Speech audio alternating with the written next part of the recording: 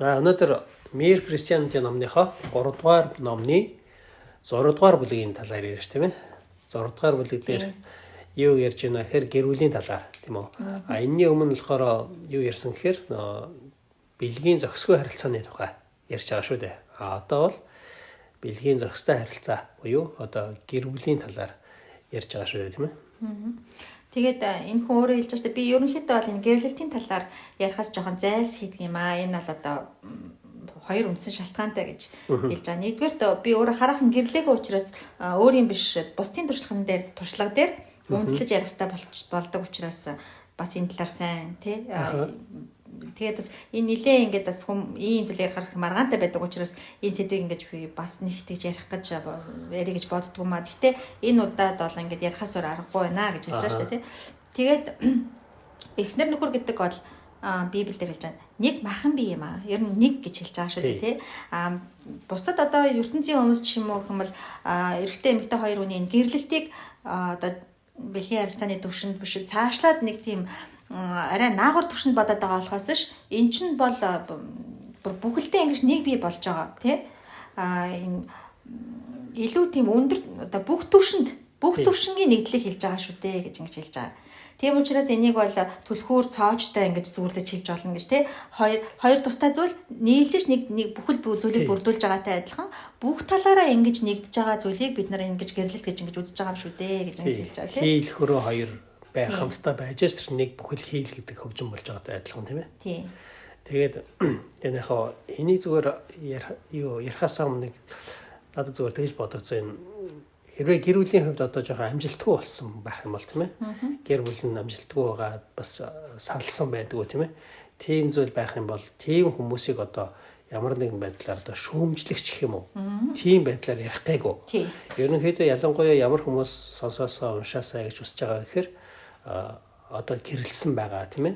Эсвэл гэр бүлээ эхлүүлэх гэж байгаа хүмүүс ингэж сонсох, уншил бас их ашиг тустай болов. Тэгээ энэ хүн өөрөө бас энэ ер нь бол гэрэлсэн шүү дээ энэ хүн чинь бичиж биос бол. Гэхдээ энэ номоо бол гэрлэхээс өмнө бичсэн юм шиг байна. Гэхдээ энэ гэрлээгүй байлаа гэж заавал одоо гэр бүлийн талаар, гэр бүлийн харилцааны талаар мэдэхгүй байх гэсэн үг шүү дээ тийм ээ.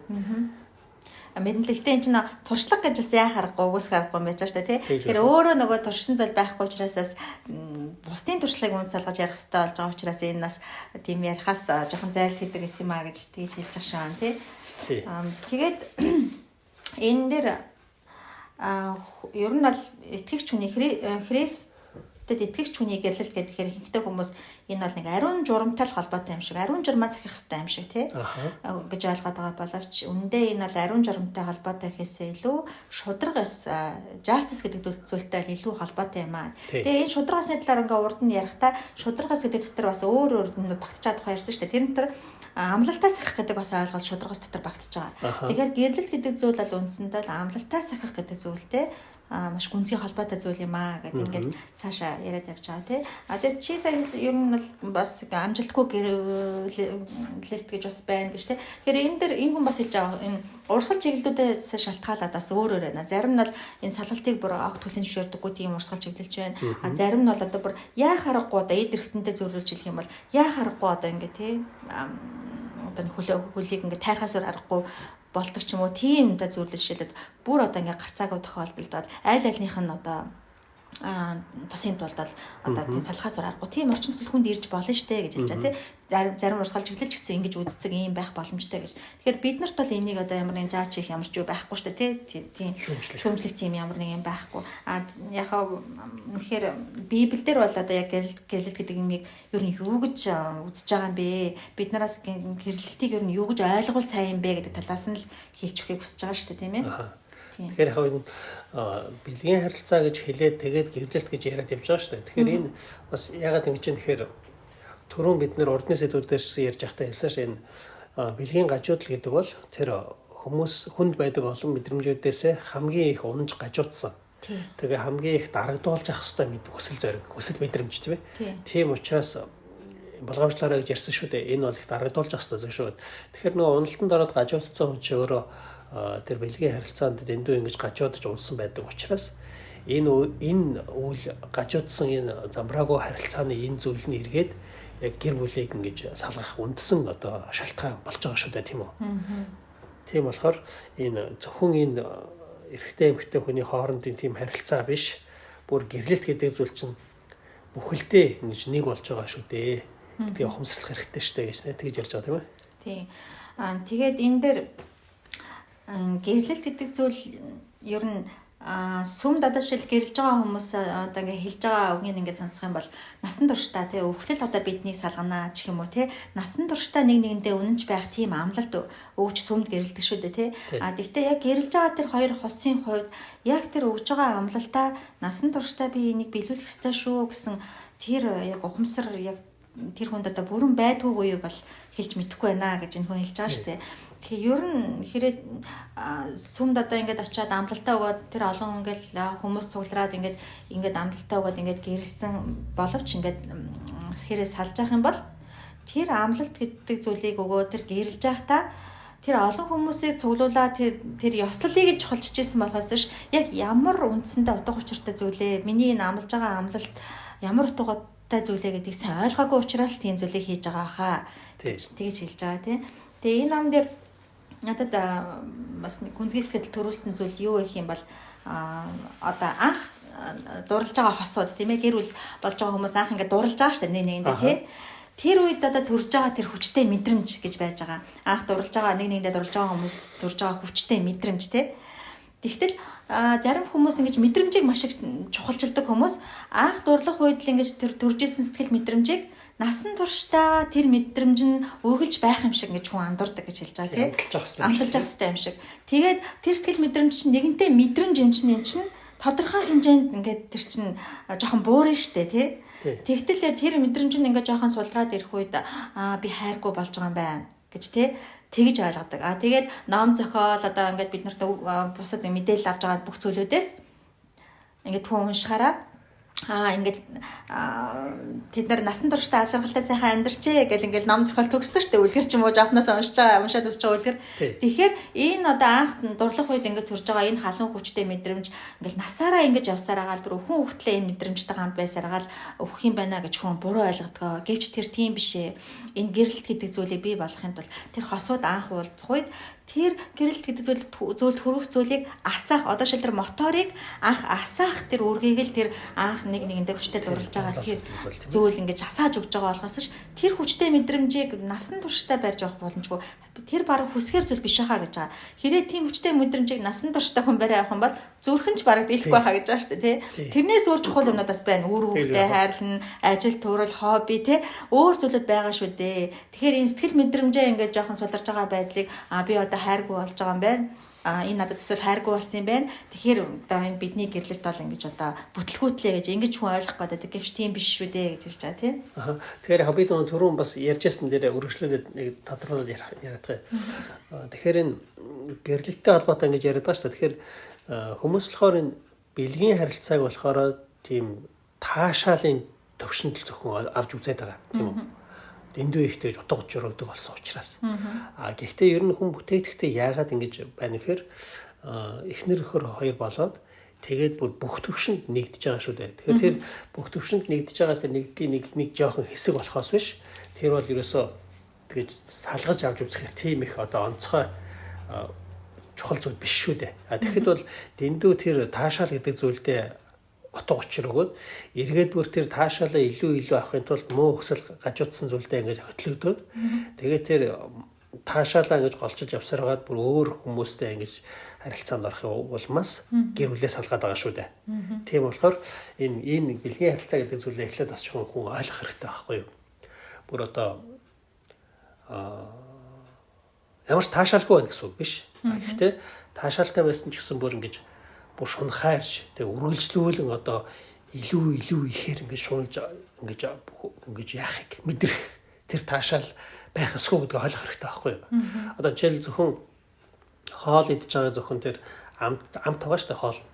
Хоол идэхэд амт байдаг шүү дээ. Тэгэхээр амт яагаад байна вэ гэхээр тэр хоолыг идж байгаад таашаал төрүүлээд тэгээ идсэн хоол нь өөрөө хүний биед хүнс тэжил болж байгаа шүү дээ. Гэтэл зөвхөн тэр хоолыг идж байхдаа тэр амтлах мэдрэмжийг нь чухалчлаад үзээд энэ л чухал юм байна гэж барих юм бол хүн баг амтыг аваалж ажиллаад цаашаа хаяад ахаар болж орхих шүү дээ. Тийм учраас энэ дээр гэж энэ юу вэ гэдгийг эхлээд бодох хэрэгтэй байна. Бэлгийн харилцааг юу вэ гэдгийг бодоод тэгээд бүх амтуудыг ч гэсэн ингээд нөгөө хэтрүүлж болохгүй шүү дээ, тийм ээ. Одоо жишээл яах вэ? Тэнд би хоолны амтанд онцгой байлаа гэж бодъё л да.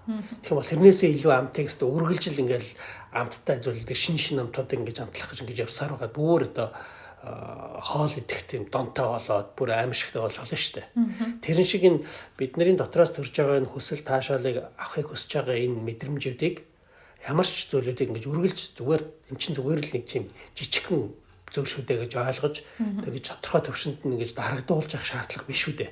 Тэг чи ийм зөвхөн одоо амтналаг ийм зүгээр тийм таашаалаасаа болоод бүр энэ гэрэлт гэдэг тийм өндөр түвшингийн ийм том чухал зүйлээ ингэж эвдэж салгаж хаях болж байгаа байхгүй тийм ээ. Тийм. Тэгэхээр чиний саяны ярьж байгаа юмнууд чинь бол одоо яг энэ гэрлэлт гэдэг бол ариун тийм журамтай байх хэрэгтэй юм аа гэдэгтэй холбож ярьж штэ тий. Тэгтэл бас энэс гадна энэ бол шудраг яс гэдэг зүйлтэй холбоотой зүйл юм аа гэж ингэж хэлж байгаа штэ энэ хүн. Тэгэхээр тэрэн дотор бол амлалтаа сахих гэж амлалт өгж байгаа. Хоорондоо гэрэлтэй нэг нэгэндээ одоо насаараа үнэнч байна гэсэн тэр амлалтыг өгж байгаа штэ. Тэгвэл энэ амлалт гэдэг чинь анх тэр хайрж дурлж ингэж гэрлэх үед төржсэн тэр одоо мэдрэмж байхгүй болсон ч гэсэн тэр амлалт хүчин төгөлдөр болно гэж байх. Хүчин төгөлдөр бас болно гэж байхгүй штэ. Тэ? Тэгэхээр энэ хүн бол тэр гэрэлж явах үедээ насан туршдаа одоо би энэ хүнтэй хамт амьдрна гэсэн тэр амлалтаа өгж байгаамаа. Энэ амлалтыг бас сахих хэрэгтэй шүү дээ. Тэр сэтгэл мэдрэмж байхгүй болсон ч гэсэн тэр амлалтыг чи одоо тэ зөрчиж чадахгүй шүү дээ. Энэ бол гэрээ шүү дээ гэж ингэж хэлж байгаа тийм ээ. Тийм. Тэгэхээр энэ тэгээд тэр хэлж байгаа шүү дээ. Хорим хийж явахдаа ч гэсэн хүмүүс ингэж өөрд хамт амьдрнаа өхөл хүртэл бид нарыг юу салгахгүй гэх тий амлалтаа өгөөл тэгэл тэр олон хүмүүс ингэж цуглуулаад ингээл үйл ажиллагаа явуулж байгаа шүү дээ. Тэр чинь ер нь яаж яана гэхээр тэр олон хүмүүсийн өмнө айл талынхаа ах トゥ найз нөхдийнхөө олон хүний өмнө одоо амлалт тангаргаа өргөж тэр олон хүмүүсийг гэрч болгож ингэж өмнө нь хэлж байгаа зүйл шүү дээ. Дахиад хэрвээ хүн тэр амлалтаа зөрчиж ингэж гэр бүлийг салгаж болох юм шиг ингэж хандах юм бол тэр чинь өөрөө гэр бүл салалт нь өөрөө юм ариун юу шудраг ёсыг буюу те амлалтыг сахихгүй байгаатай холбоотой шудраг ёсыг ингэж орхидуулж байгаа хэрэг болж байгаа шүү дээ. Тийм. Тэгэхээр мэдрэмжийг одоо анх төржсэн тэр дурлж исэн сэтгэл тэр мэдрэмжийг одоо насан туршдаа тэр сэтгэл мэдрэмжээ бариад явах юм шиг бодоод тэгж яваад одоо тэр сэтгэл мэдрэмж төрөхгүй үед бидний хайр хүрж гинөө ч юм уу те ингэж бол энэ бол ойлгох боломжгүй ядаж тийм тэр өгсөн амлалтыг бодсон ч гэсэн энэ бол тэр зөвхөн сэтгэл мэдрэмж гэсэн зүйлийг ингэж үндэс олгоод энэ амлалтыг зөрчих боломжгүй маа гэж. Тэгээд ч үндэ бол ингэж сэтгэл мэдрэмж одоо хүрчлөө гэж ингэж ойлгож байгаа хүмүүс л үндэ яг юуг мэдэхгүй байна гэх юм бол төгс сайн зүйл байхгүй гэдгийг бас мэд хэрэгтэй гэж хэлж байгаа тийм. Одоо би хичнээн сайн боловч бигээс сайн одоо си гэж бас яаж байгаа. Гэтэл бас тийм эгээс одоо илүү сайн би гэж байж байгаа. Бигээс илүү сайн си гэж бас байгаа шүү дээ. Бас эгээс муу зүйлч байж болно тийм ээ. Тэгэхээр өнөөдөр энэ миний одоо сэтгэл мэдрэмж хурцлөө энэ одоо бүтлгүүтлээ миний гэрлэлтгээд одоо салаад өөр хүнтэй сууд юм уу тий. Тэгжээд л хэсэг хугацааны дараа дахиад нөгөө анхны догтлсон сэтгэл чинь бас байхгүй болно. Тэгэхээр дахиад нөгөө хуучин хайр шиг чинь нөгөө сэтгэл мэдрэмж чинь тийм болно шүү дээ. Тэр үед хүн яах вэ тий. Тэгэхээр зөвхөн сэтгэл мэдрэмжийг ингэж гэрлэлтийн амьдрал гэдэг дотор чухалчлаад явах боломжгүй юм аа. Өгсөн амлалт байж байгаа нэг нэгнийхээ өмнө хөлөөсөн үүрэг гэж яж байгаа тийм ээ. Тийм учраас энд бол ингэж ийм байдлаар хандах хэрэгтэй юм аа. Justice гэсэн утгаараас бид нар хандах хэрэгтэй юм аа гэж ингэж хэлж байгаа тийм. Тэгээ энэ бол өөрөө нөгөө мэдрэмжийн төлөө амлалт өгдөг хүн гэж байхгүй шүү дээ. Хэлж байгаа шүү тийм үү. Тийм шүү одоо толгой өвдөлтийг мэдэрж байгаа хүн дараа нь би дахиж толгой өвдөхгүй шүү ч юм уу гэж амлахгүй шүү дээ. Амлсад тэгж амлдаг шүү амлсныхын зоргоорч болохгүй шүү дээ. Энэ тэгэхэд бол энэ хүнээс өөрөөс нь гарч байгаа оюун ухаанаас гарч байгаа үйл хөдлөлтөй холбоотой зүйл тэр амлалт өгж байгаа шүү. Тэгэхээр чин тэр мэдрэмжээ чухалчлаад миний дотроос одоо тийм хайрлсан, яасан, дурлсан, тийм шатсан мэдрэмж байхгүй болчлоо. Тийм болохоор би одоо өөрчлөн ч юм уу тийм ээ. Амлалтаасаа татгалзаж болно ч юм уу. Тэгж байгаа биш шүү дээ. Тийм. Анх дээж гэрэлж амлалтаа өгж байхдаа би энэ сэтгэл мэдрэмжийг насаараа мэдэрнэ гэж амлалт өгж байгаа хэрэг чи ерөөсөө биш шүү гэж хэлж байгаа шүү дээ тийм үг болж штэ бид нар гэрэлж амлалтаа өгнө гэдэг чинь чи өөрийнхөө мэдрэмжийн төлөө энд амлалт өгж байгаа хэрэг биш шүү. Өнөөдөр одоо энэ эмэгтэйтэй би ингээд хамт амьдрахад маш сайхан мэдрэмж төрүүлж байна. Тийм учраас би үргэлж хамт байна. Энэ мэдрэмж надтай үргэлж хамт байна гэж ингэж байгаа юм шиг. Тий. Тэгээд мэдрэмж байхгүй болохоор салж болох юм шиг. Тий. Тэгээд тийм биш шүү дээ гэж жоохон зүгээр хүний энэ оюун ухаандах бодлыг нь жоохон цэгцэлж өгөхөр юм хэлж гэж байгаа шүү дээ. Тэгээд ер нь яг зүгээр миний өөрийн зүгээр бодлоор бол тийж ийм байгаа байхгүй. Тэгэхээр хүн нөгөө ийм бүх юм цаг хугацаатай гэж байдаг шүү дээ. Библиэл дээр ч бол тийм үг байдаг шүү дээ. Бүх юм цаг хугацаатай байдаг юм аа гэж. Тэгээд хүнд чинь хүүхэд насны зан аргашин гэж байгаа юм тийм ээ. Хүүхэд наснда жишээлбэл хүн үргэлжил бусдын хайрыг авч тийм ээ. Бус хүмүүсээс нь авдаг шүү дээ тийм үү. Эцэг эхийнхаа, ах эгч нарынхаа байдаг юм уу. Бусдын хайрыг авч ингэ зөвхөн өөрийнхөө төлөө амьдардаг шүү дээ. Гэхдээ насанд хүрээд том болох тусмаа бусдын төлөө нийгмийн өмнө хүлээх хариуцлага гэж байна. Иргэн тойрныхоо өмнө хүлээх хариуцлага гэж байна. Тэрний төлөө амьдраад явдаг. Тэгвэл гэр бүл болж байгаа шин ч гэсэн тэгвэл яаж вэ гэхээр бас нэг шин төвшөнд гарч байгаа шүү дээ. Өөрчлөлт төстэй шүү дээ. Нэг өсөндөө гэрэлжин гэж байгаа чинь нөгөө эхнэрийнхээ төлөө юм уу нөхрийнхээ төлөө. Тэгээ цаашлаад үр хүүхдээ болохоор тэр хүүхдүүдийнхээ төлөө би амьдрнаа гэж тэгж амьдралыг эхлүүлж одоо тэр хүний нөгөө нэг байр юу н одоо нэг үгээр бол албан тушаална ч юм уу тий өөрчлөгдөж байгаа хэрэг шүү дээ. Тийм ээ. Тэгэхэд тэр хариуцлагаа ухамсарлахгүй хичнээн тий одоо миний дотор жоохон тийм таагүй мэдрэмж гэх юм уу залхах ч гэх юм уу хүнд хэцүү зүйл ч гэх юм уу байсан ч гэсэн би энэ хүмүүсийн төлөө би гэр бүлээ хадгалж тий эцэг хүн шиг байх хэрэгтэй шүү дээ ээж хүн шиг байх хэрэгтэй шүү дээ гэсэн нэг тийм нөгөө өөргөө ухамсарлаж тэгэж амьдраад явах хэрэгтэй шүү дээ. Тэгээд явах үед ч гэсэн ер нь эргээд эхэндээ мэдээж хүүхэд тэ болно гэр бүлээ авч өмдөх чинь тийм амархан зүйл биш шүү дээ. Гэхдээ эргээд тэр бусад хүмүүст ингэж өөрийгөө зориулж байгаа бас тодорхой хэмжээгээр зүтэрж байгаа гэх юм уу, төвчж байгаа гэх юм уу. Энэ бүх зүйлээс чинь харин өөр шин төрлийн мэдрэмж хайр илүү их урам зориг тий сайхан тийм зүйлүүд миний дотор бий болж байгаа шүү дээ. Гэтэл нөгөө нэг яг л нөгөө беби зангараад байх юм чи гэдэг шиг тийм ээ.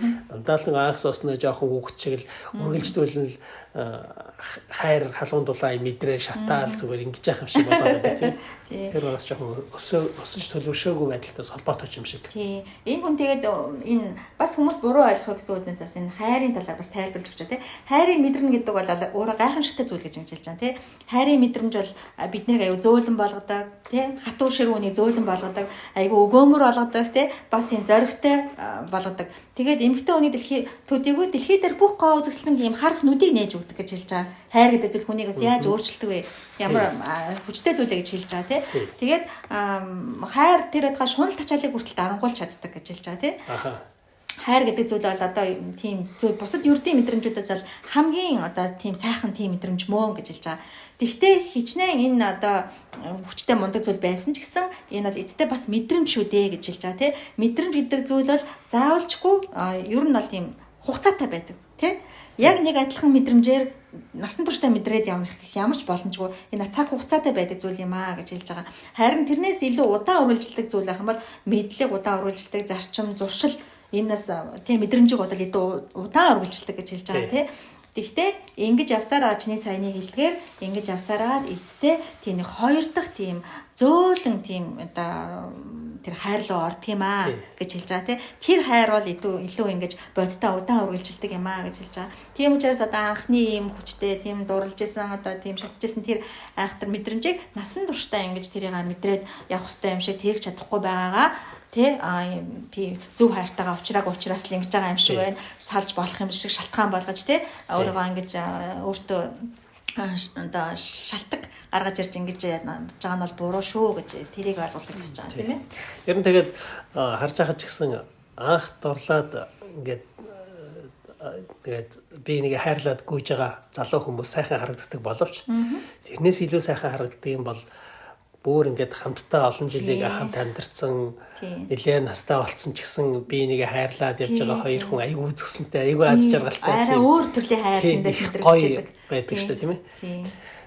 Тэгээ энэ бас нэг зүйлийг зүгээр нэмээд хэлэхэд энэ бурханд итгэх гэдэг зүйл бол энэ Библи гэдэг зүйл биднэрт ямар их тийм сайхан зүйлийг өгч гинэ гэхээр тийм энэ ертөнцийг харж байгаа нүд хандлагаасаа бас их аягүй шалтгаалж байгаа шүү дээ. Бурханд итгэдэг хүн бол бүхсний дараа амьдрал гэж бий тий.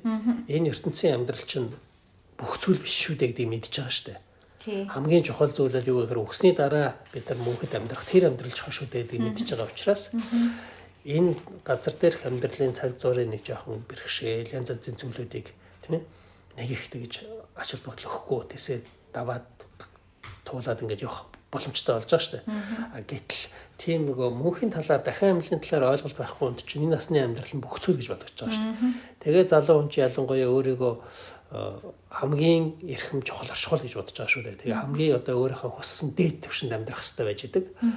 Гэтэл золгоогөөсөө болоод алдаанаасаа болоод нэг тийм амьдралаа бүрэн дүрэн гэж сайхан амьдрах шатхааргүй хүнтэйгээ учирчлаа гэж бодоод тийм ээ.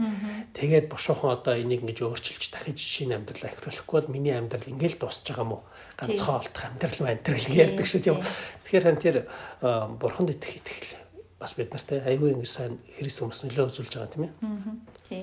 Энд тэгээд тэр мэдрэмжийн талаар энэ хүн тайлбарлахдаа одоо жишээлбэл одоо нисэж болох юмсан гэж хүсдэг хүүхэд байлаа гэж бодоход тий.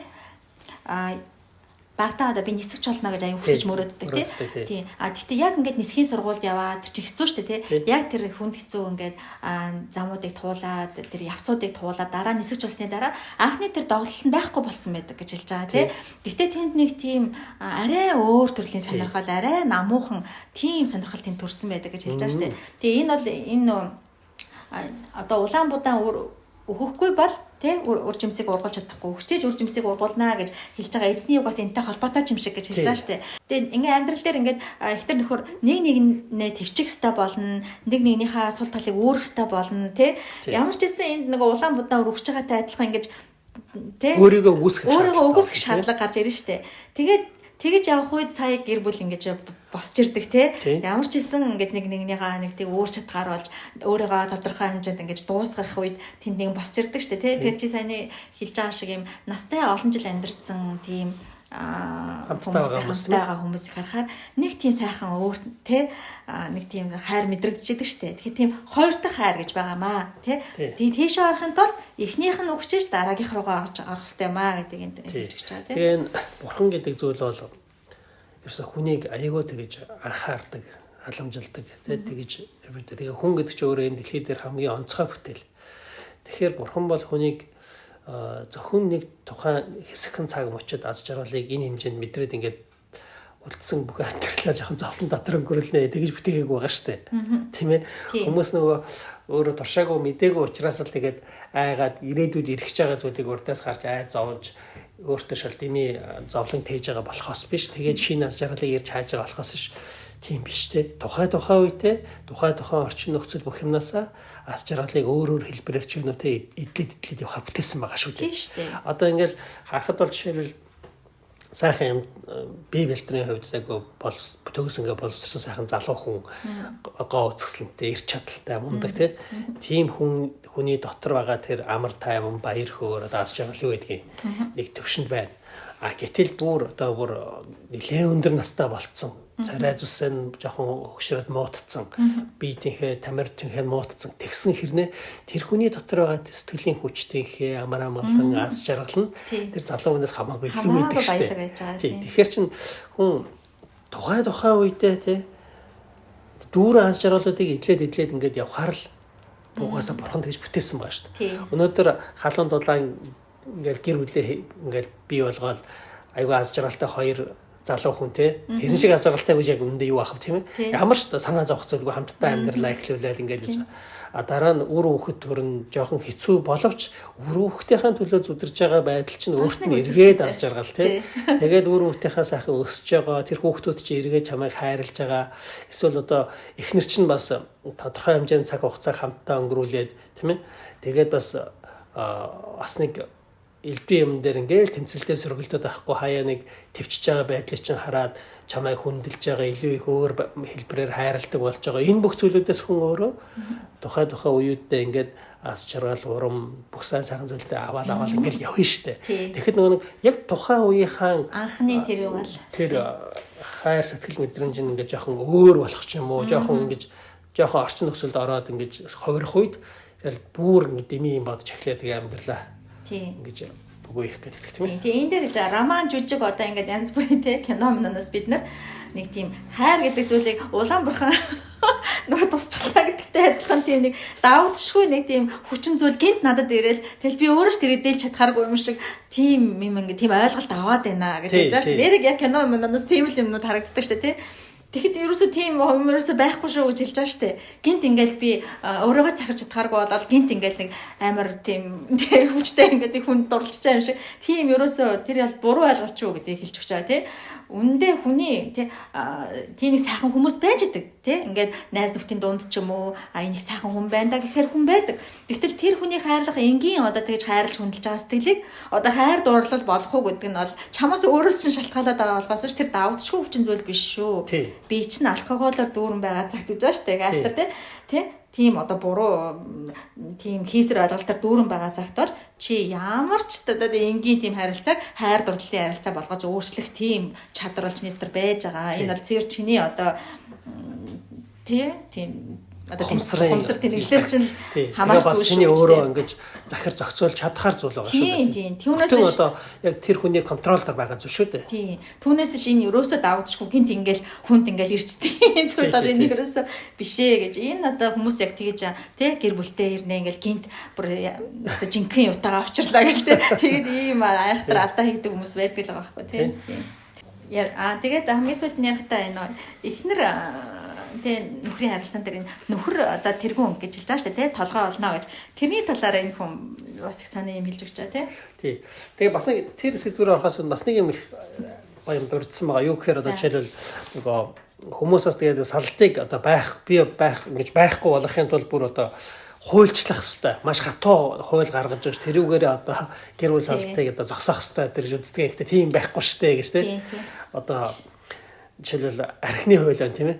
Арх одоо уух нь муу бас хүмүүсийн амьдралыг сүйтгэдэг үнэн боловч тэрийг одоо хуульчилж бүр хатуу чанга болгох юм болголоо гэд одоо хүмүүс архитхаа зогсоох шиг тийм байдаггүйтэй адилхан гэр бүл гэдэг тал дээр нь тэгсэн тэгэж хуулиар шийдэж болох тийм асуудал ерөөсөө байхгүй. Энэ хүн нэг болгоны ухамсарын хариуцлагын асуудал хос шинэ ерөөсөө тэгэж тийм зүйл биш ээ гэж. Тэгээд тэр цаашаа явах юм бол одоо нөгөө жоохон тийм хүмүүсийн одоо юунд дургу гэж байна шүү дээ. Хамгийн нийцдэгөөс идэв гэж байгаа тийм ээ. Олонний сонирхолд нийцдэгөө буюу одоо эмэгтэй хүн нөхөртөө дуулууртай байх хэрэгтэй гэсэн үг Библиэлд байдаг шүү дээ.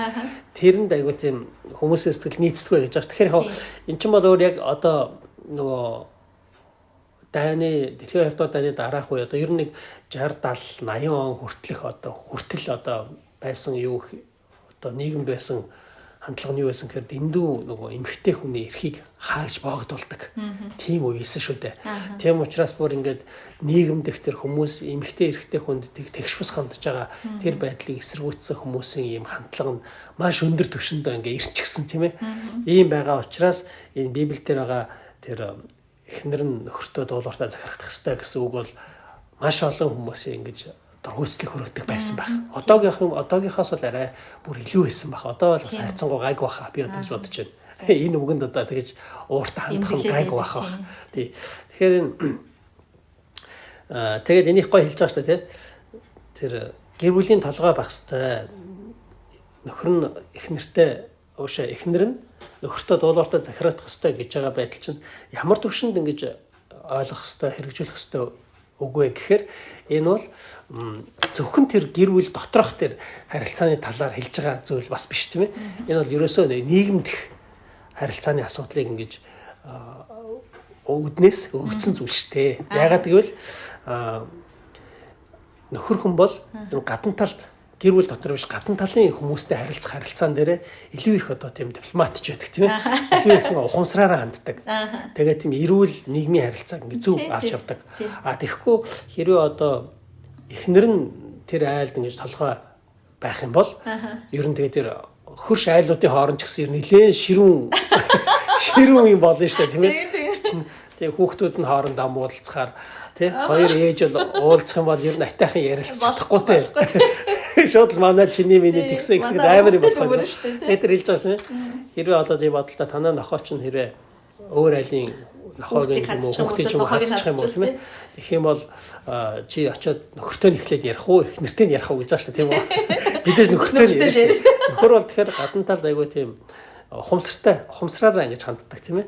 Тэгээд эвлэрүүлэгчийн үүрэг гүйцэтгэдэг. Тий гэж байгаа шүү дээ. Тий. Тэгэхээр эмэгтэй хүн бол ерөөсөө тэр өөр нөхрийгөө бас хүүхдүүдээ ерөөсөө тийм батлан хамгаалах хэрэгтэй гэж одоо бүр тэгээд хамгаалах шин гэж ингэж өөрийгөө ойлгож байгаа шүү дээ. Тэднийхээ эрх ашигыг бол ерөөсөө бүх амьдрал хүүхдийнхээ эрх ашиг нөхрийнхээ ашигыг л бодно гэж хэлж байгаа шүү дээ. Тэр хажуу айлын хүүхэд тэр хажуу айлын асуудал хамаагүй тийм учраас энэ бол ямар ч байсан тийм арай зөв зохистой тийм шийдрийг бол яаж ч үгүй эрэгтэй хүн гаргана. Эмэгтэй хүн бол чадахгүй гэж байгаа шүү дээ, тий. Тэгэхээр эрэгтэй хүний хувьд бол тэр гэр бүлээ гэсэн тэр айхтар хатуу тийм одоо тэр зөвл тэр бүх гэр бүлийг захирахгүй тулд тэрнээс одоо хамгаалах үүргийг бол нөхөр гүйцэтгэх юм аа гэж тэгэж хэлж байгаа. Тийм. Тэгээд тэгж байгаа шүү дээ. Бас хинэттэй жишээ авч байгаа нь жишээлбэл өөрөө одоо нөхрийнхөө толгой байхыг хүсдэг аюул тэмцэлцдэг те нөхөртөөгөө тийм хэрнээ одоо өөр айлын эмэгтэйг ярихлахаараа жоохон тэгэж нөхөртөө захирагдахгүй байгаа юм шиг илүү их тэрхүү болж байгаа юм шиг харах үедээ дотроо дургуутсаж энэ одоо их тийм даварсан эмэгтэй те нөхрийнхөө толгой дээр гарчихсан гэж ярьдаг тэгж ярьдаг гэж байгаа шүү дээ. Тэгсэн хэрнээ өөрөө болохоор бас гэр бүл дотроо байрсараа бас булаацалдчихдаг тийм ээ. Гэхдээ яг үнэндээ бол бас бусад хүмүүс чамайг одоо нөхрийнхөө толгой олсон гэхэд гэж хэлэх юм бол тэр эмэгтэй ч гэсэн өөрөө тийм дуртай байхгүй гэж хэлж байгаа шүү дээ. Тийм. Тэгвэл одоо нөхөр толгой юу, эхнэр толгой юу гэж ингэж асуун гэх юм бол эн чинь угаасаа эн чинь төрөлхөөс хүн мэдж байгаа шүү дээ, гэдгийг хэлж байгаа шүү дээ. Эн чинь төрөлхийн ойлгомжтой асуудал. Яагаад гэж нэхээр энэ одоо нөхрийнхөө толгойг мэдсэн эмэгтэй гэх юм бол тэр нь дуртай хүн байх уу? Тэгж хүнд хэлүүлэхдээ дуртай хүн байх уу? Тэ? Хичнээн одоо өөрөө нөхрийнхөө толгой мэддэг байсан ч гэсэн тэгж хэлүүлэхдээ дуртай эмэгтэй гэж хаанч байхгүйгаас харахад угаасаа нөхөр толгой байх ёстой гэдэг нь энэ цаанаас л харагдаж шүү дээ гэж хэлж байгаа тий. Өөрөө одоо нөхрийнхөө толгой байдаг хэрнээ одоо нөхрийнхөө толгой болох гээд байгаа хажуу айлынхаа эмэгтэйг хараад энэ хөөрхий залуу яагаад энэ амар эмэгтэй толгой дээр гаргацсан болоо гэж ярьдаг гэж тий. Тэгэхээр энэ чинь тийм л яж байгаа байхгүй тийм. Тэгэхээр яг нөгөө эмэгтэй хүний тал дээр бас эндвэ ярьчлаа. Одоо эрэгтэй хүний тал руу нэг жоох ярьдаг. Тэнцвэргүй болох байх. Жишээлбэл одоо яг эмэгтэй хүмүүс одоо эрэгтэй хүнийг их ингээл хүндлээл те бас дээрээ суулгаал хоолнохоо айл сайнаас өгөөл тийм ээ. Ер нь ингээл нэг жоох ая тухтай байх гэдэг чинь гэртэн тийм үү. Тэр чинь ер нь ямар учиртай байна гэхээр тухайн хүн чинь өөрөө нөгөө аж ахуйгаа гэр бүлээ авч явдаг эхнэрээс илүү их зүтэрдэг. Одоо дээр үеэр хэлэх юм бол жишээлбэл одоо нэг эдлэн газартай тийм ээ. Тэгээ гадна талдаа ногоо могоогоо тарьдаг мал аж ахуйгаа авч явдаг хүн байлахад тэр хүнд ажлыг эмэгтэй хүн бол хийж чадахгүй шүү дээ. Тийм учраас нөхөр бол өглөө гараад ерөөсөө гадаана талбай дээрээ тэр газар шороо мал хамаг юмтайгаа ажиллаж ингэсээр бол нэг навсаас юм ядраал орж иж байгаа шүү дээ оройно. Тэр үед нь эхнэр нь тэр нөхрийнхөө зүдэрж байгаа байдлыг ингээд хараад хайрлах үүднээс хайрлаа тэгээ хямгадаж те ингэх үүднээсээ хүндэлж хоолцоо хийж өгөөд олж өгөл гэр оронд нь ая тухтай байлгаа тайван байх гэдэг ингэж байгаа шүү дээ. Гэтэл тийм байдлыг бас нөгөө буруу ойлгоод эрэгтэй хүн ингэж заларч явах хэрэгтэй гэсэн баягаар ойлгоод тэгээд одоогийн өнөөгийн нийгэмд жишээлбэл тийм ээ адилхан л ажил хийдэг тийм ээ. Өглөө гараад яг адилхан өглөө гараад адилхан орой орж ирдэг, адилхан ажил хийгээл адилхан ядраал ингэж байгаа байчээж гэртээ орж ирэнгүүтээ шууд л нөгөө нэг хүндлэл одоо юу байдгийг одоо үйлчлэл сервис тэр бүх зүйлүүдэд шууд шаардаад эр хүний чинь ингэх ёстой гэл ингэдэх юм бол чинь шал тийм утгагүй зөвхөтэй тийм ээ. Тэгэхээр бас ингэж эрэгтэй хүн ч гэсэн ингэж нөхрийгөө дуулуурт эмэгтэй хүн нөхөртөө дуулууртай байх ёстой гэсэн үгийг бас буруу ойлгож болохгүй тийм ээ. Тэгээ энэ дээр би яг санаа нэг байж байгаа. Ямар ч гэсэн ялангуяа одоо ингээд эмэгтэй хүүхдүүд нь ялангуяа бага байхад те ерөөсөө л яг л хүүхдээ л бодно штэ. Хүүхдээ бодно шууд нөхрийнхөө төлөө хүүхдийнхээ төлөө бол ерөөсөө яахаш буцахгүй байж байгаа штэ те. Тэгэхээр тийм үед бол гадна талын одоо хурштэй гадна талд одоо тийм яг тийм зохистой зөв тийм хандлага үзүүлж чадахгүй. Тэр үед яалтчгүй одоо эрэгтэй хүний үг ингээд толгоор орж ирдэг штэ. За огшоо энэ ч арай тийм биш үү. Чаас арай ингээд шүү. Бас манай энэ хүүхдээс ийм тал биш үү гэхэд нэг жоохон ухаан ордог штэ те. Тэгэхээр яг энэ үнэхээр энэ тал дээр гадаад харилцаа те. Ялангуяа гэр бүлийн гадна гэр бүлээс гадагшаа харилцаа. Гэр бүлээс гадагшаа харилцаан дээр бол яаж ч хүн нөхрийн үгийг сонсох шаардлага бас байж байгаа байхгүй. Тэн дээр бол эмэгтэй хүн яг эрүүлэр сэтгэх бас тийм бүрэн боломжгүй. Тэр нь ч буруутах арга байхгүй. Тэр чинь төрлөх тэр ихийн одоо тэр үр хөвгтэй яаж байгаа сэтгэл байгаа учраас. Одоо жишээлбэл үр хөвгтэй зарцуулах мөнгө байна.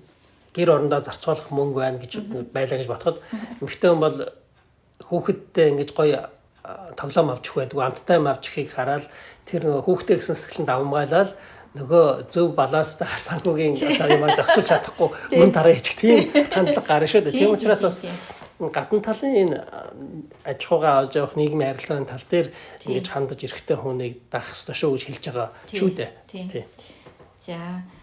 За 7 дугаар бүлэг дээр уучлалын талаар ярьж байгаа тий. Тэгээд энэ уучлалын талаар ярихдаа хөршөө өөрийн адил хайрл гэсэн тушаалтай холбоотой зүйл юм гэж ингэж хэлж байгаа. Энэ уучлал гэдэг зүйл бол тэгтээ энэ Христ суртахууны дагуу бол хөрш гэдэг ойлголт дотор дайсан чинь бас багтж байгаа юм шүү гэдэг ихлээр хэлж өгч байгаа тий. Тэгэхээр энэ дайснаа хүртэл хайрлах ёстой гэсэн аимшигтай зүйлтэй бид нар нүүр тулгаасаар аргагүй болж байгаамаа гэж хэлж байгаа. Тэгээ энэ зохиолчийн амьдарч ирсэн үе өөрөө 2 дугаар дайны дараах энэ намыг бичсэн байгаа шүү дээ. Тэгэхээр энэ уучлал гэдээ одоо ярихаар хүмүүс бол их дургуутдаг болсон. Яагаад чи одоо өөрөө хэрэг Польш хүн уу, еврей хүн байсан бол чи одоо нацистуудыг чи яг уучлах чадах уу гэж ингэж хүмүүс надаас асуудаг. Би бас яг тэрийг хэлж мэдэхгүй байна гэж хэлж байгаа шүү дээ, тий. Тэгэхээр энэ бол маш хэцүү сэдв юм гэж ингэж хэлж байгаа. Тэгээд яг одоогийн бидний хувьд ч гэсэн ингээд дайснаа хайрл гэдэг чинь тэгэхээр бидний толгойд дайсан гэдэг үг чинь өөрөө нэг тэгж айхтар орж ирэхгүй байгаа шүү дээ. Яг тэр дайны дараа бол тэр чинь дайсан гэхээр шууд нөгөө харгас аймар тэр Германы тэр хүмүүс Гестапо тий SS хүмүүс бодогдсон шүү дээ. Тий. Тэгээд Библиэлд бас хэлж байгаа Матай номон дээр байдаг шүү дээ. Эзний зааж өгсөн залбирал дээр тий бид өртөнгүүдэд уучлсны адил бидний өөрийг муу уучлаач гэж хэлж байгаа тий. Тэгэхээр эндээс ингээ харах юм бол хэрэг бид үрдэнгүүтээ уучлах чадахгүй, дайснаа уучлах чадахгүй бол бид нар бас уучлахдахгүй юм шиг тэгж харагдаж шүү дээ. Тэгвэл эн чинь одоо уушлах өөр арга зам байхгүй айхтар нухацтай асуудал болж таарч шүү дээ гэж ингэж хэлж байгаа тий. Тэгвэл бид нар яах ёстой вэ гэдэг. Тэгэх юм бол уучлахыг бол илүү хялбар зүйлээс эхэлж болох юм гэж хэлж байгаа тий. Тий. Тэгээд хялбар хөнгөн зүйлээс бодож эхлэеч гэж. Угаасаа ер нь тийм шүү дээ амьдралд заавал их том зүйлийг ингээд шууд дайснаа хайрлна гэж тэгснээс тий. Тэгэхэд хөнгөн зүйлээс. Тэгэхээр одоо амар мундаг одоо физикч математикч болохгүй л тэгэхгүй шүү дээ чинь. Бүр үндсэн элементээс нь ихэл сурж явсаар тийм байдал хүрнэ шүү дээ. Тийм л зүйлийг Библи бидэрт хэлж байгаа шүү дээ. Тэрээс шууд л одоо дайсан бүр надад одоо аимшигтай охирол авчруулсан хүнийг шууд уучлаад ингэж тулган шаардж байгаа. Ийм зүйл юусоо биш шүү дээ. Бурхан бид нар заавал нэг тийм арга замыг өөрөө зааж өгч бидний тэр төвшөнд хүргэнэ л гэсэн үг шүү дээ тийм ээ. Тэгэхээр ядаж тэгж байгаа шүү дээ. Тийм том зүйл биш ээ. Ойрхон байгаа эргэн тойрныхоо хүмүүсээс ядаж уучлахыг сураад дадлагжуулаад яваач өөрөө гэж хэлж байгаа тийм ээ. Тэгээд өнгөрсөн 7 хоног жишээлбэл чиний эргэн тойронд байдаг найз нөхөд хамаатан ах トゥ эргэн тойрны хүмүүсээс чинь чамд нэг ямар нэгэн таагүй мэдрэмж төрүүлсэн зүйл байгаа бол тэрийг нь бодоод тэгээд тэр хүмүүсийн уучлахаас ингэж сураад ингэх юм бол нэлээд замгүй байна. Ингээ явж яхад чи ингэж янда хөршөө өөрийн адил хайрл гэсэн тэр зүйлийг ингэж сахиж сурна гэж хэлсэн ба тийм. Тийм. Тэгээд хөршөө хайрлаа гэж ингэж хэлж байгаа тийм ээ. Хэлж байгаа нэг ямар утгатай үг болохыг эхлээд ойлгох хичээх хэрэгтэй гэж хэлж байгаа. Тий. Би хөршөө яг өөрийгөө хайрладаг шиг тэгээ хайрлах хэрэгтэй гэсэн үг болоод байна шүү дээ тий. Тэгвэл эхлээд би өөрийгөө яаж хайрладаг юм бэ гэдэг мэдэх хэрэгтэй шүү гэж хэлж байгаа шүү дээ. Ямар учраас хайрладаг юм бэ гэж тийм ээ. Тий. Тэгээд ингээ харах юм бол эхлээд өөрийнхөө талаар ингээ бодоод үзэх юм бол би өөрийгөө яагаад хайрладаг юм бэ тий. Хүн ямар ч хүн ер нь өөрийгөө хараад би ер нь их сайхан сэтгэл татам хүн шүү. Би өөртөө ийм сайхан одоо зан чанартай. Би ийм сайхан сэтгэл татам, ийм сайхан хайр булаам ийм хүн шүү гэл тэгээд хайрлах сэтгэл төрдөг хүн ер нь байх уу? Тийм хүн бол байхгүй штэ гэж хэлж байгаа. Ер нь хүн ихэнхдээ өөрийнхөө муу мухааг л илүү сайн мэдчихэдэг штэ тий. Ямар ч хэлсэн хүн ядаж бусдад шудрах ханддаггүй мэхэд өөртөө бол шудрах штэ хүн өөрийнхөө бодиттой адилтай бол хүн нуур тулна штэ тий. За би бол энэ тал дээр найгуу хүндээ за би нэг энийг стан ийм онцгүй хийсэндээ би тэгсэндээ гэж тэрийг хүн мэдчихэдэг шүү дээ тий. Тэгээд тэгсэн ч гэсэн хүн өөрийгөө хайрлаж байгаа шүү дээ. Хайрлна гэдэг нь яг юу гэж нэхээр хүн хичнээн өөрөө муухай байсан ч гэсэн өөрийгөө бол муу байгаасаа гэж хүсэхгүй шүү дээ. Өөрийгөө бол сайн сайхан яваасаа тий битгий надад муу юм тохиолдоосаа миний ажил үйлс бүтээсээ сайн сайхан байгаасаа л гэж хүсэж байгаа шүү дээ. Тий. Тэгэхээр яг л тэрэн шиг тэр хүн одоо хичнээн одоо жихүүцэм зэвүүцэм одоо тийм зүйлтэй байсан ч гэсэн тэр хүнд бити муу хүсэрээ. Ямар ч гэсэн сайн сайхан байгаасаа тий ямар ч гэсэн ажил үйлс нь бүтээд хүн шиг яваасаа гэж хизээ нэгэн цагт одоо засарч өөрчлөгдөөсэй, тийм боломж олдоосэй, сайн яваасай гэж сайныг хүсгээл хэлж байгаамаа гэж ингэж хэлж байгаа шүү дээ тий. Тэгээд тэр хөршөө хайрал гэдэг бол тэр хөршийнхөө муу зүйлийг сайн гэж бодоорой гэсэн үг огтхонч биш шүү гэж хэлж байгаа тий. Хүлэмжшөр гэсэн үг. Хүлэмжшөр гэсэн тэр хүний муу мухаг хүлэмжшөр гэсэн хэрэг огтхонч биш шүү. Энэ бидэнд бол үндэ асрах тайвшрал болно гэж ингэж хэлж байгаа тий. Тэгэхээр дайснаа уучлах гэдэг бол туйлын хорон муу хүмүүсийг ерөөсөө тийм биш гэж тооцоорой гэсэн үг огтхонч биш юм аа гэж хэлж байгаа. Тий. Тэгээд тэр түрүүний хэлсэн чинь жоохон тодруулаад хэлчих юм бол тийм шүү дээ.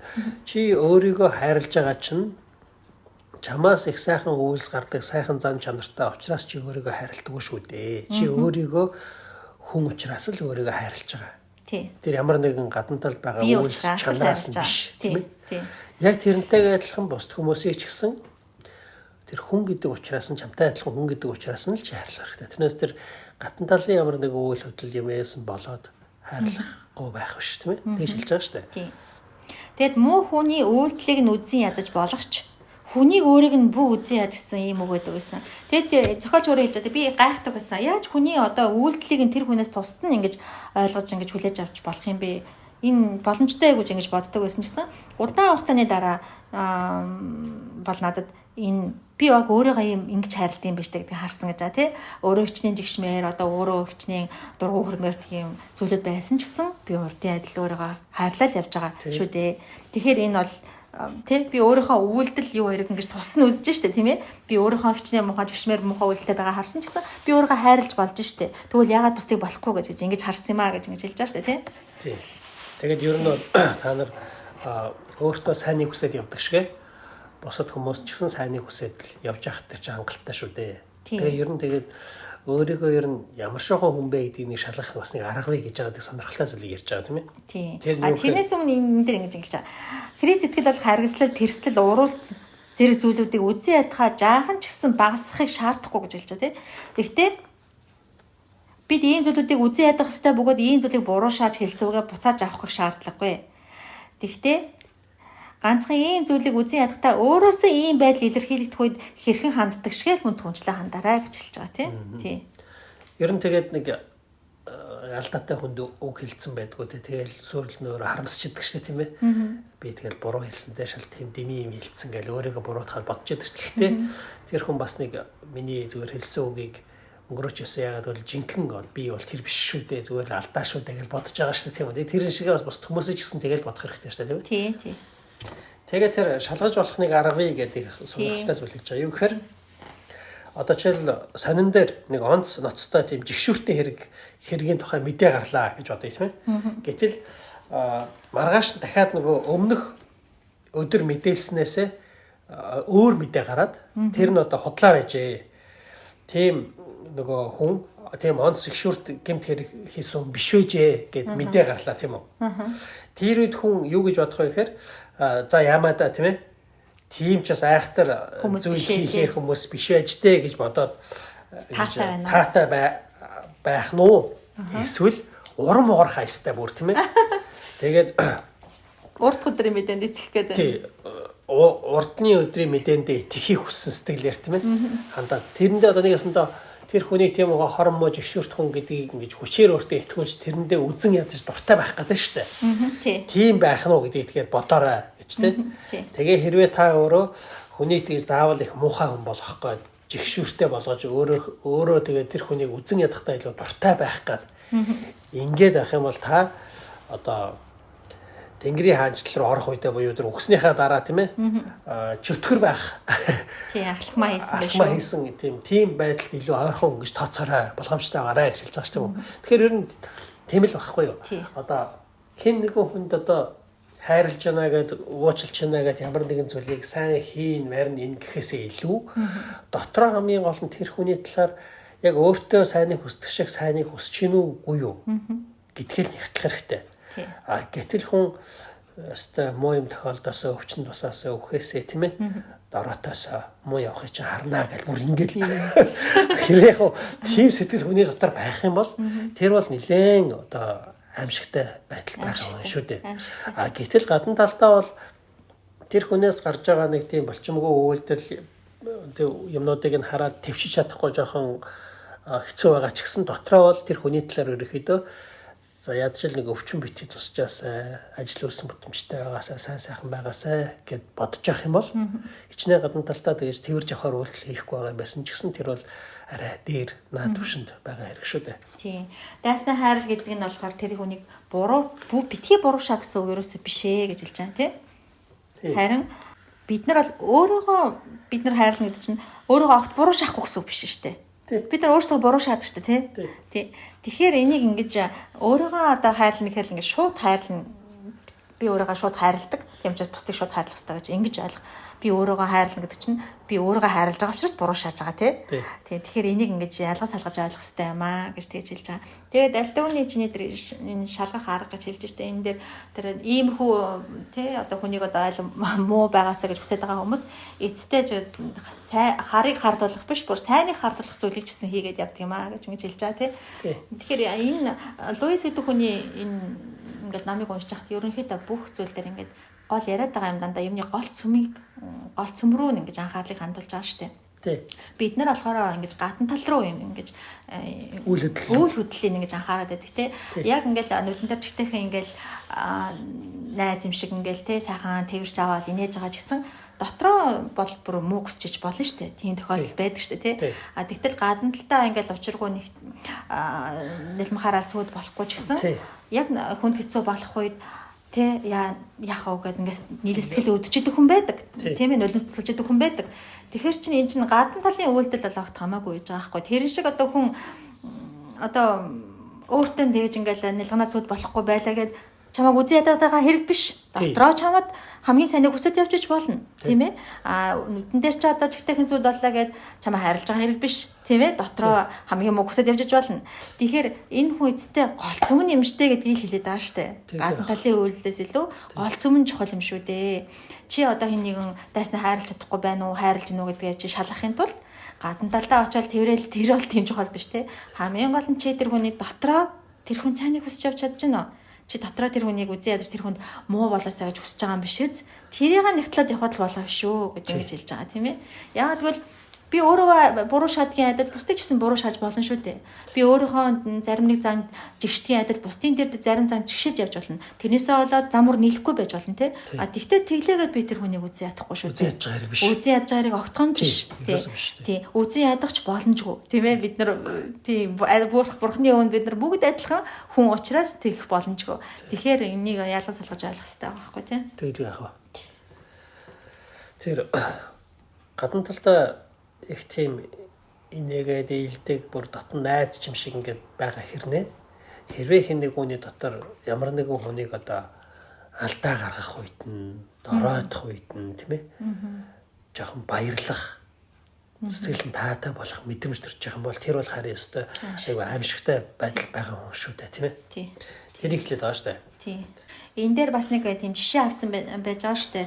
Энд чи өөрөө дэлхийн 1-р дайнд оролцож байсан хүн тий. 1-р дайнд орсон байна шүү дээ. Тэгээд би одоо нэг герман зэрэгтэй ингээд хоорондоо тулалдж байгаа нэг нэгнийгээ алаад одоо хоёулаа өвөхөд явааж хамтдаа уулзсан бол бид хоёр шууд тэрвэрлдээд инээлдэх байхаа гэж ингэж хэлж байгаа тий. Тэгэхээр эн чин дайны дараах үе учраас дайнд яваад ирсэн хүмүүс байж байгаа. Бид нар бол харьцан гоён хамглан үед өсөж төрсөн учраас энийг сайн мэдрэхгүй тий. Тэгэхэд энэ бол тухайн үед үнэхээр хүнд асуудал байж байгаа байхгүй. Дайнд яваад бас ажил төрөл нь тийм тий шаарддаг цагдаа сэргийлэгч юм уу одоо цаазаар аваад гүйцэтгэдэг тийм ажилтай хүмүүс байж байгаа шүү дээ. Тэгэхээр энэ Библиэлд ч гэсэн энэ хоёр өөр үгээр хэлж байгаа маа хүний амийг хөнөөх те хүн алах гэсэн юм хоёр өөр үгээр хэлж байгаа. Тэгэхээр ингээд хичнээн одоо ийм айхтар ингээд хүний амийг ингээд хөнөөцсөн байлаа ч гэсэн нэг нэгнийхээ амийг хөнөөсөн байлаа ч гэсэн энэ хоёр цэрэг тэнд өгснийхаа дараа очих юм ба шууд нэг нэгнийхээ тэрч аавна гэж хэлж штэ. Тэгэхээр эцэстээ бол энэ гол цөмөн чухал юм шүү дээ гэж ингэж хэлж байгаа те. Хүмүүс тэгвэл одоо хэлж магадгүй. Одоо дайснаа буруу шааж болноо. За тэгээд бүр амийн ингэж хөнөөсөн байсан ч зүгээрээ гэж ингэж хэлэх юм бол энэ Христ сэтгэл бишрэл чинь одоо ямар ялгаатай юм бэ? Энгийн хүний ёс суртахуунаас ямар ялгаатай юм бэ гэж ингэж хэлж болох юм аа. Гэтэ энэ бол мөнх гэдэг зүйл байгаа гэдгийг санаарай гэж хэлж байгаа тийм. Мөнх гэдэг зүйл байна. Тэгэхээр мөнх гэдэг зүйл бидний хүргэх зүйл бол ганц бидний энэ гол цөм шүү дээ. Гол цөм. Тэгэхээр энэ гол цөм нь ямар байна вэ? Хэдийгээр тэр хоёр цэрэг те тэнд нэг нэгнийгаа одоо яалтчгүй хорноо хамгаалаад тулалдаад алчж байгаа ч гэсэн дотроо бол нэг нэгнийгаа үзий ядах сэтгэл байхгүй шүү дээ. Яг үнэндээ тухайн хүнийг үзий ядах сэтгэл байхгүй. Тийм учраас Тэнгэрийн улсад чад нэг нэгнийгаа тэрж авч чадчихээн. Тэ энэлээ тэрж авч чадж байна. Тэгэхээр эцтэй бидний энэ гол цөмд нь үзий ядах сэтгэл байна уу? Тэр нь чухал болохоос биш одоо өөр зүйл бол тийм чухал биш юм аа гэдгийг хэлж байгаа тийм. Тэгээ бас нөгөө талаас нь хэлгээ тийм ээ. Нөгөө дайстай хайрл гэдэг чинь одоо битгий буруушаа гэсэн үг. Бас биш шүү дээ. Тэр хүний одоо буруу алдаатай зөвлөдөг нь мэдээж буруу шаа штэ. Гэхдээ тэр хүнийг нь бол хайрлах хэвээр, уучлах хэвээр, тийм хандлагатай байх хэвээр шүү дээ тийм үү? Тийм. Тэгээд харин тийм бусдыг ингэж үзэн яддаг. Тэр үзэн ядалтаасаас таашаал авдаг. Тийм байж болохгүй гэж хэлж байгаа. Тэгээ бусдыг тэгэж шийдэхийг бүр зугаа болгодог тийм байх юм бол энэ бол тустай өөр асуудал юм шүү гэж ингэж хэлж байгаа. Тэгээ нэрээ тэр тийм муухай үзэн яддаг, хорсдог одоо тэгээд хүнийг муу болоход нь баярладаг, бүр дайсагнж явдаг, онцгондог тийм ээ. Тэгээд тэндээс зугаа гэж хийдэг. Ийм байх юм бол тэр бол айгуу тийм адаг юм хэлбэр шүү дээ. Тийм. Тэгэхээр нэрээ өөр дээрээ ингэж бодож үзэх юм бол хүн тийм л юм байна да. Би одоо хичнээн өөрөө ийм зогсгүй тий надад буруу шахацуулаа хүн хинт ч хүн өөртөө шудрах хандаа штэ ядаж тийм учраас өөрөөсөө алдаа олж чадна хүн хүсэх юм бол тэгэхээр тийм байсан ч гэсэн би өөрийнхөө ямар зогсгүй байгаа харсан ч гэсэн хайрлаад өөртөө сайн сайхныг хүсээд ингээд үзэн өөрийгөө үзэн ядна гэж хүн байхгүй штэ тий тэгэж болоод явж хахад нэрээ бусдыг болохгүй зүйл ерөөсөө байхгүй юм байна шүү дээ гэж ингэж хүн бодогдохоор байж байгаа тий тэгээд хүн Библиэлд байгаа үгийг шууд ингэж бурхан тулгаж хийж яг одоо хий тэгээ хийх юм бол тэр хийсэн үйлсийн дагуу бурханы өмнө нөлөө шөрөгдөн гэсэн тийм маягаар тушаал маягаар алах гээд байдаг. Тийм ээ. Дайснаа хайрл. Эсвэл одоо би хэдэн удаа уучлах вэ гэж хэлэхдээ 70 дахин 7 удаа уучил гэж хэлж байгаа үг байгаа шүү дээ.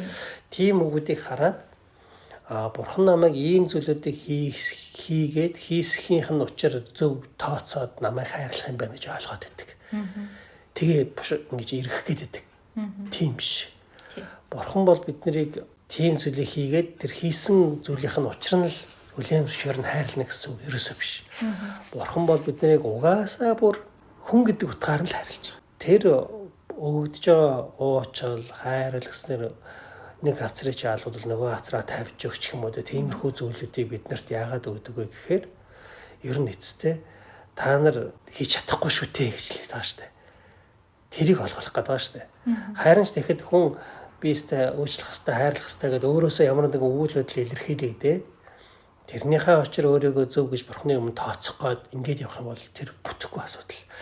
Тэрний оронд харин би бол ийм амийн өндөр түвшингийн тийм зохистой байдалд хүрч чадахгүй юм байна гэдгийг мэдж ойлгох үед харин ч тайвшрал болдог. Тэгээд жишээлбэл одоо түрүүн нөгөө бид тэр ярьсан шүү дээ. Хүн болохоор хин нэг хүнийг ингээл тэрж авах гал, найрсаг харилцаатай байх гал тийм ээ. Ингэж байснараа хин нэг хүнийг уучлж юм зүв байна гэж өөрийгөө тооцох гэдэг юм бол тэр бол болохгүй. Тэр бол буруу. Тэгэх юм бол тийм байдал биднээс ерөнхийдөө тэгж хангалттай илэрхийлэгдэхгүй. Тэгээ хангалттай илэрхийлэгдэхгүй яваад асаасаа болоод хүн өөрийгөө буруу шаах тийм байдал нэг өсөндөө сэтгэл дотор тийм амар амгалан олж авч чадахгүй яваад иж болно. Нэг тийм хуулийн хүлээсэн дотор яваад байгаа. Тэрний оронд хүн зүгээр ядчил дотроо сайныг хүсэж явж байгаа юм байна өөрөө. Тэр хүний талаар муу хүсэх биш, үзэн ядах биш, муу яваасаа гэж хүсэх биш, харин сайныг хүсээд ингээд явж байгаа чинь ямар нэгэн тийм тэмцэлдэх, дайсагнах тийм муухай байдал миний дотор үүсэхгүй байна. Тэгээ дотроо би үзэн ядахгүй байна. Сайныг хүсэж байдаг. Энэ байдлаа хараад би угаасаа бас энэ тодорхой хэмжээнд зөв талдаа л явж байгаа юм байна штэ гэдгийг ингээд бодоод мэдхэд л тэр л хангалттай. Харин ч тэгж нөгөө энгийн байдал дээрээс өөрийгөө зөв олж хараад ингээд явхаар эргээд яг хүн илүү өндөр агсан сайн төвшнгүүдэд хүрч чадах боломж нь нэгдэт явна. Одоо зүгээр энгийн тоо бодох зүйлээс ингээд эхлэх юм бол тийм ээ жишээлбэл хүүхэд одоо жишээлбэл өөрийнхөө тоо бодож чадахгүй байгаагаа ингээд хараалах юм бол тэр хүүхэд хэзээ ч урагш авч чадахгүй. Хийжэж чадахгүй. Тэрэнд орвол энгийн одоо яг ингэж эхний анхан шатны нэмэх хасах үйлдэл хуваах үрчих гэж юу юм гэдэг ингээд хараа биений хийж мэдчихэж штэ чадчихжээ гэдэг ингээд жижиг зүйлүүдээ ингээд хийгээ чадчихна гэж өөрийгөө хараа зөв гэж үнэлэлтэйгод явах юм бол тэр хүүхдэд цаашдаа явах боломж нэгтэн. Тэрнээс шууд л одоо язгуур мазгуураас ингээд хариу гаргах гал тэрийгэ чадахгүй байгаа ингээд хараа би ерөөсө бүтэхгүй муу хүн байна болохгүй ингээд ингээд явах юм бол хүн тэгэж урагшаа ахиж дэвших зам гарч ирэхгүй. Тэгэхээр энэ Льюис ингэж хэлж өгч байгаа ингээд ном энэ тайлбарлаж байгаа энэ ном бол хүнд харин ч ингэж айгүй энгийн хялбар замаар амар амгалан тайван байдал дотроос тийм ээ хөгжилтэй тийм сайхан бурхны дагах амьдралыг бас ингэж хүмүүст хэлж зааж ойлгуулж өгч байгаа.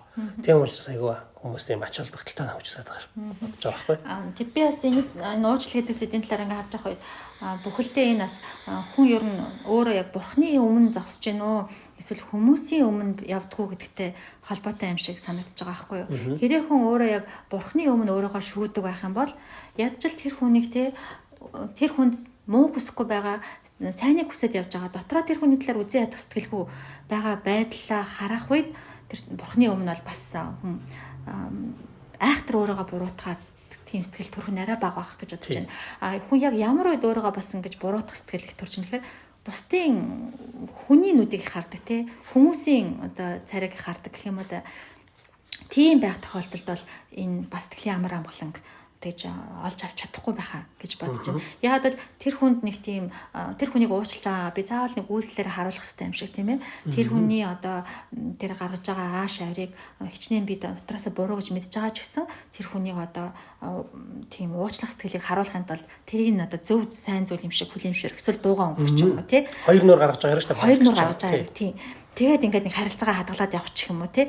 Тэгэхээр ийм байдал бол хүнд байдаг юм шиг тий. Тэгэхээр чин тэр хүн бол доторхоогоо мөн чанараа чухалчлахаасаа илүү гадна талын байдлыг ингэж чухалчлаад байна шүү дээ тий. Тэгэхээр бүхэл зүйл дээр одоо энэ Луис гэдэг хүн бүхэл зүйл дээр дандаа энэ дотоод мөн чанар руу хүнийг ингэж хандуулаад байгаа шүү дээ. Дотоод мөн чанар руу тий. Тэгэхээр альва зүйл дээр гадна талдаа би одоо нөгөө талын хүн ч гэсэн энэ хүн надад сайныг хүсэж гин үү? Үнэхээр энэ хүн надад тий их гимхар хийхгүй энэ хүн бол надад сайныг хүсэж байгаа гэдгийг харахаасаа илүү энэ хүн надад яаж хандж гин, надтай яаж харилцаж гин тий надтай одоо хэр зэрэг найрсаг байна. Ийм зүйлийг л чухалчлаад ахуулахаас ш. Уг хүн нь хэн блэ? Энэ хүн л надад нэг муу хүсэх хүн бишээ. Энэ хүн л мөн чанараар айтайхан хүн гэдгийг харахгүй. Тэгэхээр энэ талын хүн нь ч мөн чанараа тэгээ чухалчлахгүй байна. Нөгөө талын хүн нь ч мөн чанараа чухалчлахгүй байна тий. Тэгэхээр яг ухтаа хүн бол энэ уушлал гэдэг зүйл дээр ч гэсэн холбоотойгоор учиргүй очиж гүйж очиж ингэж тий инхээсээ илүү дотроо ямар ч хэсэн тэр хүнд тий сайныг хүсэл явж болж байгаа. Яг л өөрийгөө тий өөртөө муу хүсдэгтэй адилхан өөртөө сайныг хүсдэгтэй адилхан тэр хүн сайныг хүсэл явж хахад болоо шүү тий. Тэгэхээр энэ бүх зүйл ингэж хүний нөгөө хоёр нүур гарах байдалтай бас холбоотой байж байгаа хгүй тий. Тэгэхээр одоо ингээ бидний амьдарч байгаа үе бол одоо 10-20 жилийнхаас өмнө бүр илүү бид нөр өөрчлөгдөд явж байгаа. Тэрийг мэдгүй. Одоо ингээд ийм сошиал ертөнцид бид нар амьдарч штэ тий. Тэгэхээр за нэг 10-20 жилийн өмнө нэг энэ хэмжээний хоёр нүртэй бид нар амьдардаг байсан бол одоо нэг тийм бидний ийм төсөөлж байгаагүй тийм сошиал ертөнц ороод ирэх үед бүр дахиад 3 дахь хоёр нүр ороод ирж байгаа штэ тий. Тэгэхээр яг хүний мөн чанарыг харна гэдэг тийм айгүй хэцүү болж ирнэ. Би цаашдаа ч гэсэн тэгж бод. Хүний одоо яг жинхэнэ энэ хүн ямар хүн бэ гэдэг мөн чанарыг харах биш дандаа тийм гадна талын зүйлүүдээр дүгнэлт хийдэг гадна талын зүйлүүдэд утга учир өгдөг тий гадна талын энэ хүний өгж байгаа юм нэг тий хоёр нүр гарсан юм харилцааг чухалчлах нөхөөсөш яг мөн чанартай энэ чинь юу юм бэ гэдэг талаас байдлаасаа хүн улмаа холдоод явах болоо даа гэж тэгж бодож байгаа байхгүй тий тэгэхээр энэ бүх зүйл бол мөн чанар руу уучлах гэдэг ч гэсэн тий чам үзээ хатах сэтгэл байхгүй байна тий эхлээд тэр нь мөн чанар нь чухал байна шүү дээ тэгээд дараагийн юм яана гэж байгаа шүү дээ тий тэгээд бидний эцсийн одоо өдөр ингэж очих үед бид нэр мөн чанараараа шүүдэн шүү дээ тийм ээ дотороогоо сүнс сэтгэл тий тэгэхээр тэрийгээ илүү бодож тэрийгээ илүү буцаж тэрийгээ илүү одоо санаа тавьж тэгж явах хэрэгтэй юм байна да гэж тэгж бодож байгаа хгүй тэгээ энэ дээр хамгийн сүүлд нь хэлэхдээ Бурхан бид нарыг ч гэсэн яаж хайрласныг бас бодоорой гэж хэлж байгаа тий. Та одоо тийм их сайхан сэтгэл татам хайр татам хүн учраас бурхан таныг хайрлсан юм уу? Тийм биш шүү дээ гэж хэлж байгаа тийм. Эцэстээ таныг хүн учраас л тийм хүний чинь хувьд л бурхан хайрлаж байгаа шүү дээ. Тийм учраас бид нар ч гэсэн нэгнийхээ хүнийх нь хувьд л хайрлаад явахыг хэлж байгаа шүү дээ гэж ингэж хэлж байгаа. Хэлж байгаа. Хүн гэдгээс маань өөр хайрлуулаад байх шалтгаан байх гэж байгаа шүү дээ гэж хэлж байгаа. Яг одоо жишээл ээж хүн тийм үр хүүхдээ хүүхэд нь учраас л харилж байгаа шүү дээ. Тэрээс тэр хүүхдээс гарч байгаа ямар нэгэн зан авир янз янзын зүйлийг бол бодохчгүй шүү дээ бүр ивэн тийм ээ. Зөвхөн хүүхэд нь учраас л харилж байгаа. За тэгээд өнөөдөр 8 дугаар бүлгийг яриад дуусгахад 8 дугаар бүлэг. Хамгийн том нүгэл гэж байгаа тийм үү? Тийм нэртэй байгаа. За тэгээд бардан зам байна тийм үү? Энийг бол хамгийн том нүгэл гэж хэлж байгаа шүү дээ. Тэгээд энэ бардан зан гэдэг бол энэ үндсэн бузар тийм зүйл юм шүү. Энэний хажууд харьцуулах юм бол энэ жишээлбэл тэр садар самуу, уур хилэн шунал тийм согт уурах ч гэдэг юм уу. Эднэр бол эндүү юм өчөөхөн жижигхэн зүйлээ гэж. Энэ бол үндсэн аимшигтай зүйл шүү гэж хэлж байгаа тийм. Тэгээд чөтгөр гэдэг оршихуйч гэсэн тийм ээ. Яагаад чөтгөр болсон бэ гэхээр бардам гэдэг байдлаас л болсон шүү дээ. Бардам байдал нь бузар муу зүйл рүү ингэж удирдсан шүү дээ тийм ээ. Тэгээ бүр бус бардам зан гэдэг нь бол ер нь яг юу юм бэ гэхээр бүр бүхэлдээ бурхны эсрэг үсэж байгаа сэтгэл гэж байгаа шүү тийм ээ. Өөрийгөө л ингэж маш өндөр тавьж ингэж өргөмжилж байгаа тийм сэтгэл шүү дээ бардам зан гэдэг бол. Тийм. Тэгээд саяны дээр одоо жишээл садар самуу уур хилэн шунал эднэр бол бүгдээрээ бол энэ бардам зантай харьцуулах юм бол дэндээ өчүүхэн зүйлс эднэр бол зөвхөн хүний тийм төрлөх зан авираас гардаг зүйл гэж байгаа тий. Тэгэхээр бардам зан гэдэг бол өөрөө хүний сүнснээс гардаг сүнслэг бузар зүйл сүнслэг бузар зүйл юм аа гэж ингэж хэлж байгаа. Их айхтарж ихшдэг хүн байсан юм шиг энэ бардам байдлыг тий. Тэгээ энэ бардам зангийн талаар хэлэхдээ юу гэж хэлж юм өөрөө яасан ч зайлсхийж чадахгүй хэрнээ бусдаас олж харах үедээ үзэн яддаг тэр зүйл бол бардам зан. Өөрөө бардам хэрнээ бусдаас бардам зан гаргахтай амар дургүй байдаг гэж хэлж байгаа сонио тий. Тэгээд тэр их гоё тийм жишээ хэлж байгаа тийм үү. Тэгээд хэрвээ хэн нэг хүн хүлээн авалтан дээр очиод те байжсэн чинь хэн нэгэн хүн бусдын анхаарлыг татаал ингээл шуугуулж авах юм бол тийм ээ. Тэр хүний хараад дотроо ингээд жоохон дургуутч байх юм бол та өөрөө түн шиг байхыг хүссэнтэй чинь холбоотой шүү дээ гэж. Тий. Тэгээ энэ бардам зан хэлэхдээ энэ Христ итгэлийн ёс суртахууны гол цөм гэж хэлж байгаа шүү дээ тий. Гол цөм нь юм аа. Хүмүүс бол өөр зүйлүүдийг бодоод байдаг тий. Гэхдээ яг Христ итгэлийн одоо муу зүйлүүдийнх нь бол хамгийн муу гэх юм бол бардам зан. Тэгээд энэ нь бол голцсон болсон ойлголт юм шүү гэж ингэж хэлж байгаа. Тэгэхээр энэ их утга учир өгч байгаа шүү дээ тий. Чөтгөрчс яг бардам зангаасаа болж чөтгөр болсон юм шүү гэж ингэж хэлж байгаа.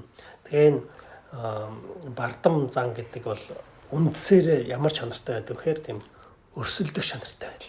Тийм ээ? Бусдаас илүү гарах гэдэг. Одоо тэр хүний хүлээн авалтан дээр хэн нэг хүн ингэж олонний анхаарал байгаа шуугаалал ингэж харж байгаа дургуутж байгаа чинь тэр хүн шиг байх гэж тэр хүнээс илүү байх гэсэндээ л дургуутж байгаа шүү дээ та гэж. Тэгээд дандаа тэгж яадаг гэхээр бардам нь бол өрсөлдөх чанар нь угаасаа бардамлын мөн чанар байдаг. Тэгээд өөрт байгаа зүйлээсээ таашаал автаггүй гэж байгаа тийм ээ. Яадаг гэхээр зөвхөн бусад хүмүүсээс илүү байгаагасаа л таашаалах гэдэг тийм ээ. Энэ бол ер нь айгуу тийм нийтлэг байдаг боловч яг гаргаж ирж ингэж нүүр тулж ойлгож хүлээж авахд бас хэцүү нуугдмал зүйл шүү дээ. Хүн бас тэгээ өөрийгөө үргэлж өмгөөлөх хандлагатай байдаг учраас өөрийнхөө яг юм бардам гэдэг айхтар байдалтайгаа хүлээн зөвшөөрч чаддгүй. Тэгэл дотроосоо тэгж бусдаас илүү байгаагаа харж бусдаас илүү ухаантай эсвэл бусдаас илүү царайтай тий ийм байгаагаа харж багтаж авч идэх тийм өрсөлдөгшин чанараар дүүрэн байдаг бардам гэдэг зүйл бол. Өөрт нь хичнээн одоо бүх зүйл байсан ч гэсэн энэ хороод өөрөөс нь илүү их мэдлэлтэй баян ухаантай ганцхан хүн байхад л тий тэр түүнийг бол өрсөлдөгч дайсан гэж үздэг юм аа гэж ингэж хэлж байгаа. Тийм. Одоо бусад одоо муу зүйлүүдийн хувьд одоо ингээд нэг тийм муу зуршилтай одоо нэг дайрах уудаг хүмүүс ч юм уу те бусад зүйлүүд ингээд хоорондоо хүмүүсийн ингээд нэг нийлцдэг гэж энэ муу зүйлүүдээр ингээд нийлцсэн тохиолдол байдаг те. Тэгэхэд энэ бардан зан гэдэг бол хүмүүсийг хизээш нийлүүлдэг те. Ингээд бусдаа ингэж ерөөсөө нээлдэггүй тэгж тийм бусдыг дандаа тэг өрсөлдөх байдлаар бусдаа хандах ийм сэтгэл мэдрэмжийг төрүүлдэг юм аа гэж хэлж байгаа. Тийм.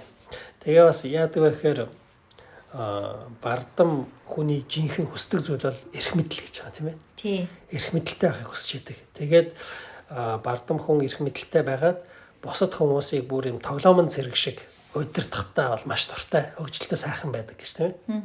Тийм. Тэгээд бас тэр нөгөө хөөрхөн хүүхнүүд хаа явсан газар нөгөө ирчүүдийн сэтгэлийг хулгайлж золгүй явдал үүсгдэг нь юутай холбоотой вэ гэж байгаа шүү дээ тийм ээ.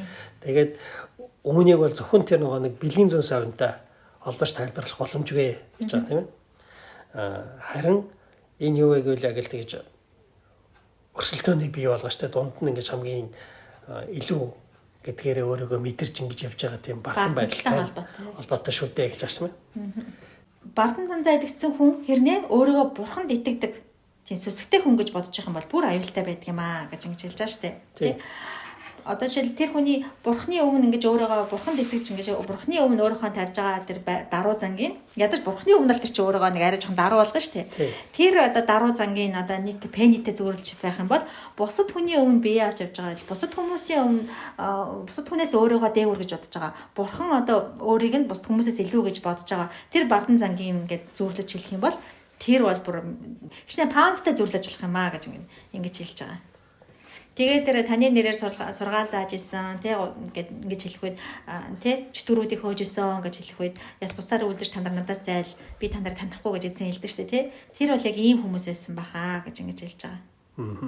Итгэлийн амьдралаар өөрийгөө амьдарч байгаа гэсэн шалтгаанаар өөрийгөө бусдаа сайн гэж ингэж мэдэрч байгаа бол та бурхныг биш амжтэрээ дагж байгаа хэрэг юм шүү гэж ингэж хэлж байгаа тий. Тэгээ бүх биеийн бузар муу дундаа хамгийн муу зүйл болох энэ тий бардан зан гэдэг зүйл хүний итгэлийн амьдралын бүр ингэж гол цөмд нь нэвтэрч чадж байгаа нь ямар аимшигтай зүйл вэ гэж ингэж хэлж байгаа тийм.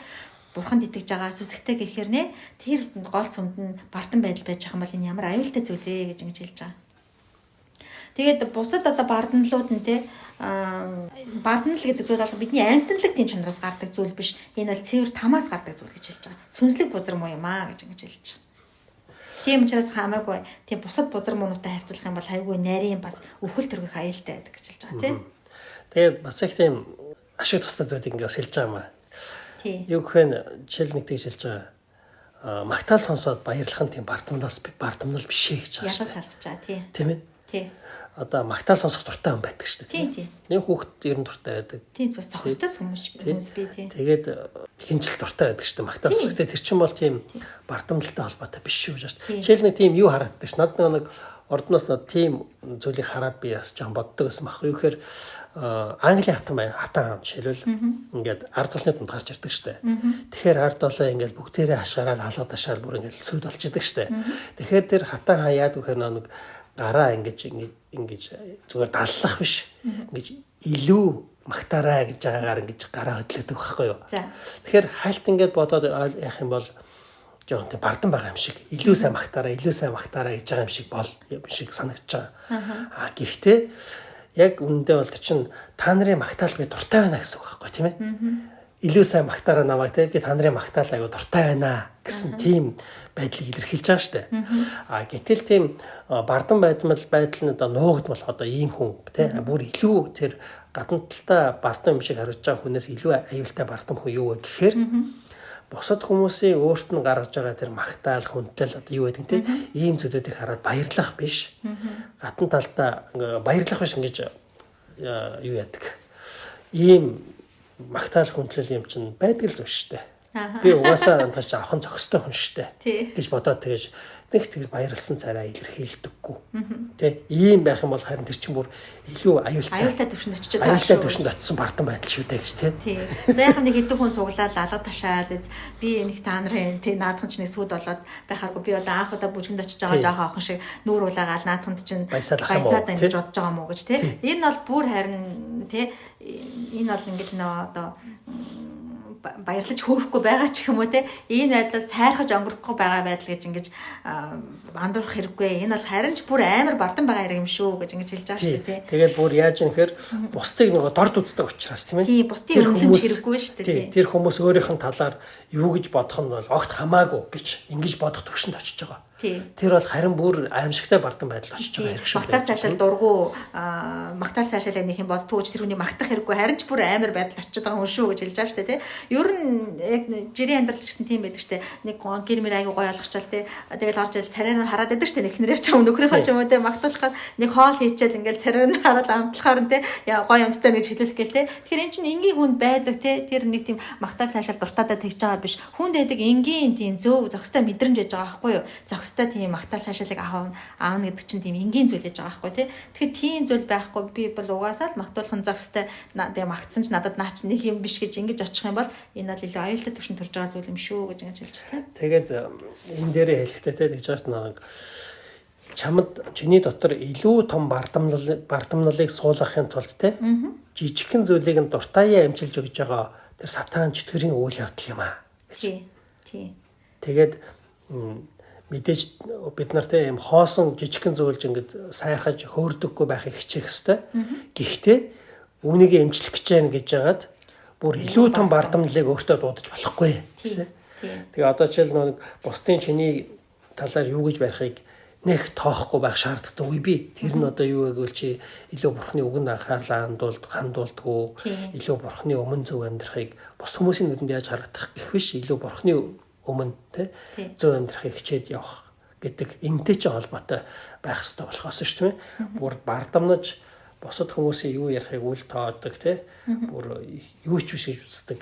Тэгэж дорд үзсэн байдалтай ингэж хандж явах юм бол харин тэр чинь одоо илүү аимшигтай тийм бардамл чиний дотор бий болж байгаа шүү. Боломжлоор ажиллаж байгаа шүү дээ. Тийм. Зарим тохиолдолд ингээд тийм магтаал бид нар дуртай байдаг шүү дээ, тий.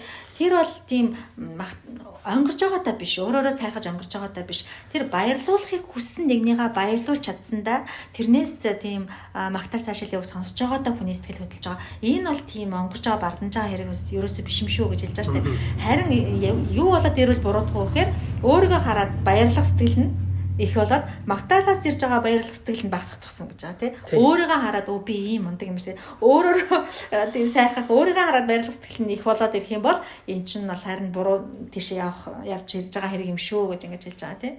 Тэгээ яг юм хоосон юм сайрхал бардамнал тийм дуртай хүмүүс байдаг. Гэтэ энэ бол тийм амархан жижигхэн тийм уушлагдах боломжтой нүгэл бас идэрэх боломжтой тий. Тэгэхэд харин өөртөө бүрэн сэтгэл хангалуун болоод тий ингээд өөрөөрөө бүр ингээд сайрхаад тэгээ бусдын магтаа сайшаалж сүулдэ бүр нэг тийм чухал биш болоод гэтэл тэргөө би юм ундаг хүн гэсэн тэмжинд очих юм бол за тэгээ бүр хэцүү болж байгаа шүү гэж хэлж чинь тийм ээ. Тэгээ бас нэг зүйлийг ялгаж ажиллаж байгаа юу гэхээр жишээлбэл ааваараа бахархдаг хүн байдаг тийм ээ. Эсвэл төгссөн сургуулаараа хаан цэргийн алба хааснараа тийм ээ бахархдаг одоо тийм хүн байдаг. Тэрийг бол яг нөгөө англи хэлэн дээр proud гэж хэлж байгаа тийм ээ. Гэхдээ тэр бол яг бардамнал одоо гэсэн зүйл бас биш. Тэр бол илүү одоо бишрэх тийм ээ. Алуун сэтгэлээ бишрэх гэсэн утгыг илэрхийлж байгаа тийм үг байгаа. Тэгэхээр тэгэж одоо хэн нэгэн хүнээр ааваараа ч юм уу өөрөөрөө ч юм уу сайн цэргийн алба хаасан байдлаараа ч юм уу ингэж бахархах бишрэх тийм зүйл байж болно. Гэхдээ өөрийгөө бусдаас тийм зүйлээрээ дөвийлэх хандлагатай байх нь бол тийм сайн хэрэг бол биш шүү гэж тийм. Тэгээд хэлж байгаа бурхан одоо тийм бардам байдалд дургу учраас л одоо бидний бардам байхыг хоригддаг ч юм уу эсвэл бурхан өөрийнхөө нэр төрийг хамгаалахын тулд хүнээс даруй байхыг шаардаад байдаг гэж бити буруу ойлгоорой гэж хэлж байгаа тий. Одоо яг юу гэсэн үг гэхээр бурхан өөрөө илүү өндөрт өргөмжлөгдөж байхын тулд хүмүүсээс одоо даруй байхыг шаарддаг гэж бити буруугаар ойлгоорой. Юу гэж ойлгоорой гэхээр тэр таны дотор өөрийгөө өгөхийг хүсэж байгаа учраас таны даруй байдлыг шаардж байгаа маа гэж тий. Тэгэхээр хүн өөрөө бурханы мөн чанартай адилхан байх тусмаа илүү ихээр бурханыг өөрийнхөө дотор агуулж чадна гэсэн үг шүү дээ. Бурхан яагаад гэвэл өөрөө даруй нэгэн учраас тийм ээ. Даруй нэгэн шүү дээ. Яагаад гэвэл тэр хэлсэн байдаг шүү дээ. Тэр үлэмжийн дээд нэгэн гэж байгаа шүү дээ тийм ээ. Бүх хорвоо ертөнцийг бүтээсэн үлэмжийн дээд нэгэн боловч тэр энэ газар дээр бүр хүмүүсийн дунд хүний дүр төрхөөр ирсэн гэж байгаа. Тэгээд тэр байтхаа бүр өөрийгөө бүр боол болгож хүмүүсийн гарт баригдаж загламаа дээр савлагдаж өгсөн гэж байгаа шүү дээ. Тэгэхээр тэр бол үнэхээр яг Бурхны ямар амар даруй нэгэн бэ гэдгийн хамгийн том илэрхийлэл шүү дээ. Бүр хүн орчлон ертөнц бүх зүйлийг бүтээсэн нэг шүү дээ. Тэгсэн хүрнэ нөгөө жижигхэн хүмүүсийнхаа дунд хүн болж ирээ. Тэр тусмаа бүр хамгийн буурай ядуу дүрээр ирээд бүр боолны үхлээр өөрийгөө хөл тушааж байгаа шүү дээ. Тэгээд энэ нь одоо түүнийг ямар даруй нэгэн бэ гэдгийг илэрхийлж байгаа маа гэсэн тийм үг байна шүү тийм ээ. Тий. Тэгэхээр тийм даруй нэгэн учраас бас биднийг өөртөө адилхан даруй авахыг ингэж шаардж идэг. Тэгээд яаж байгаа юм бэ гэхээр харин ч бид нарт өөрийгөө илүү өгөхийн тулд өөрийгөө тань мэдүүлэхийн тулд бид нараас даруй байхаарай гэж хүсэж байгаа маа гэж хэлж байгаа. Тэгээд даруй байдал гэж юу юм бэ гэдгийн талаас ингэж хэлж өгч байгаа шүү дээ. Ер нь даруй байдал гэдэг бол шууд л одоо товчхон хэлэх юм бол тийм ээ. Бурхан гэж хүлээн зөвшөөрөхийг хэлж байгаа шүү дээ. Тий. Би бол Бурханаар бүтээгдсэн хүн гэж одоо хүлээн зөвшөөрж байгаа нь өөрөө тэр бартны даруй байдал шүү дээ тийм ээ. Тий. Тэгээд ерөнхийдөө бол өөрийгөө мартаарай гэсэн үг шүү дээ даруй байдал гэдэг бол гэж. Тий. Ер нь тийм шүү дээ. Даруй Бурханыг ингээд дагаад явах үед бол хүний дотор ямар бодол гэж бидний ямар бодлын солигдож ямар бодол орж ирдэг вэ гэхээр ер нь бол хүн эхэндээ бол Бурханд итгэж байгаа шалтгаан маань ч гэсэн өөрийнхөө төлөө Бурханд итгэдэг шүү дээ. Тий. Ер нь л тийм шүү дээ. Тий. Миний амьдралд Бурхан хэрэгтэй байгаа учраас Бурханд итгэдэг. Тусламж гойж тийм.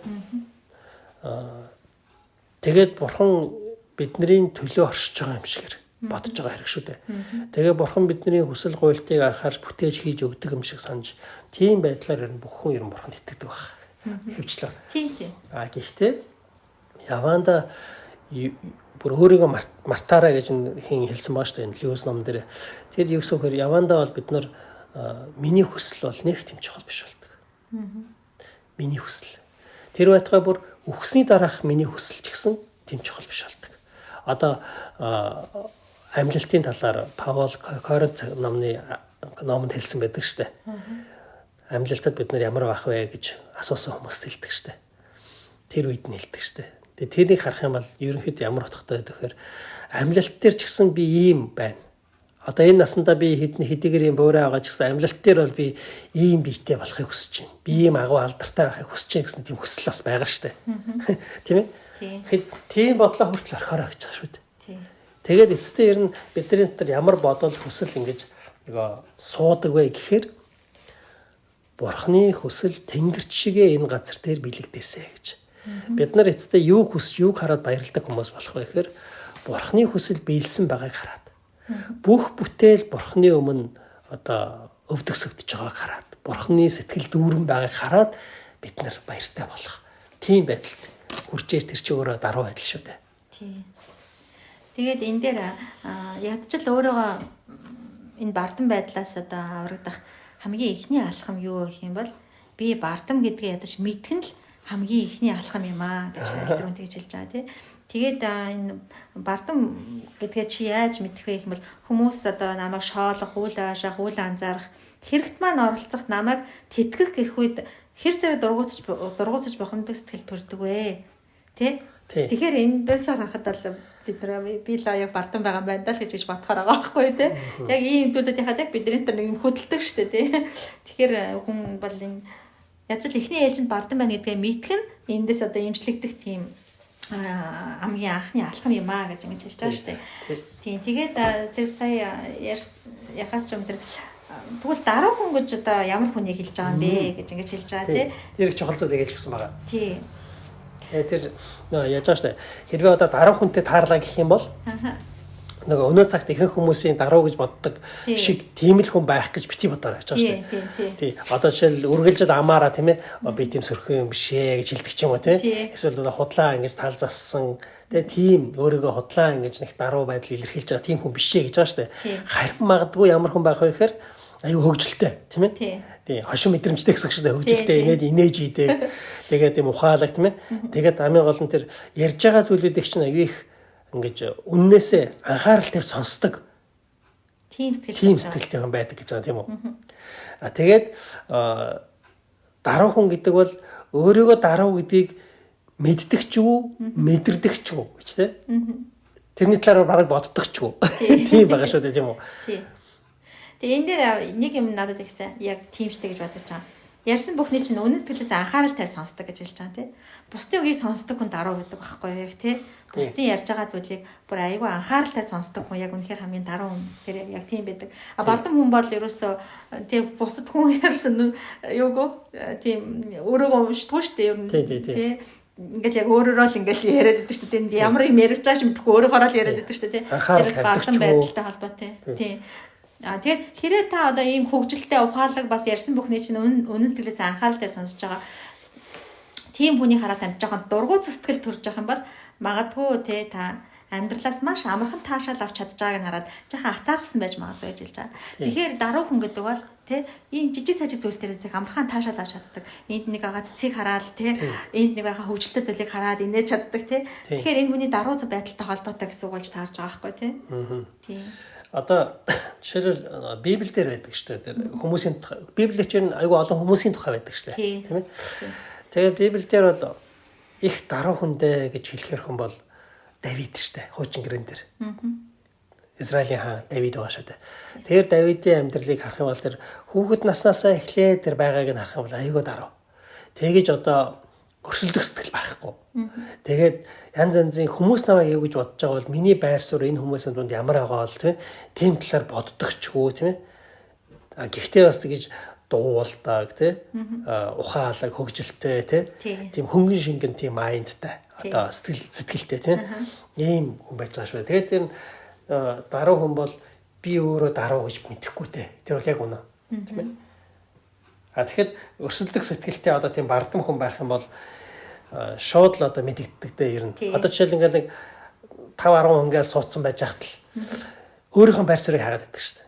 Тийм ээ. Би ер нь энэ хүмүүсээс илүү байна уу, дутуу байна уу гэд би одоо нэг ярианд оролцохгүй өнгөрчих үе миний суух суудлаа айлав гээл те. Ингээл бодоод эхэлж байгаа шүү дээ. Тэр бол өөрөө айгуут гэж байр суурьнд өрсөлдөөн юм хом дуртай нэг өсөндө тийм бардам хүн шүү дээ.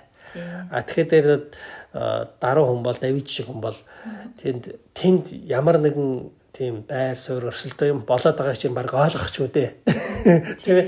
Гэхдээ өөр айгүй хөгжилтэй зугаатай тэгэж элдвийн тийм бодлоор өөрийгөө зовохгүй тийм байж байгаа шүү дээ.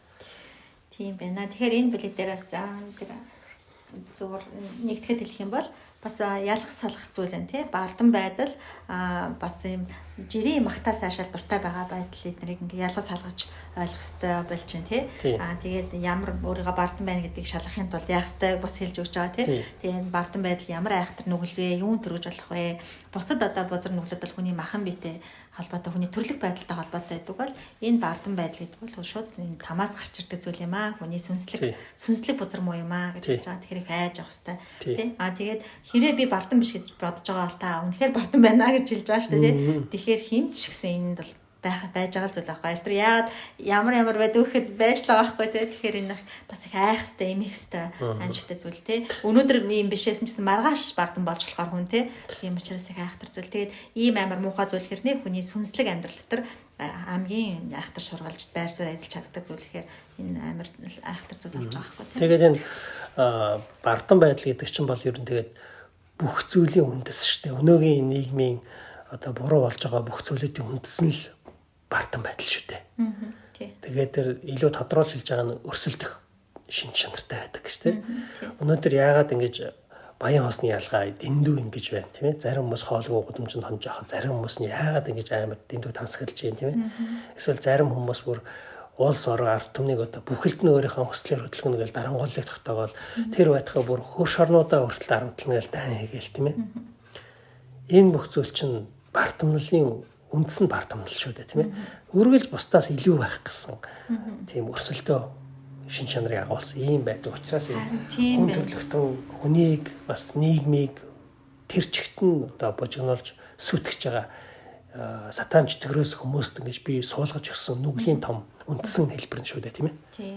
Альва зүйл ингээд хийгээд явж байгаа нэг тиймд ингээд уур амьсгал нэг тийм айтайхан юм уур амьсгалтай ингээд байж хаад гинт ингээд нэг тийм одоо нэг хүн өөр хүн ороод ирэх ч юм уу нэг тийм шууд өрсөлдөөний шин чанартай болоод явчихдаг шүү дээ тий.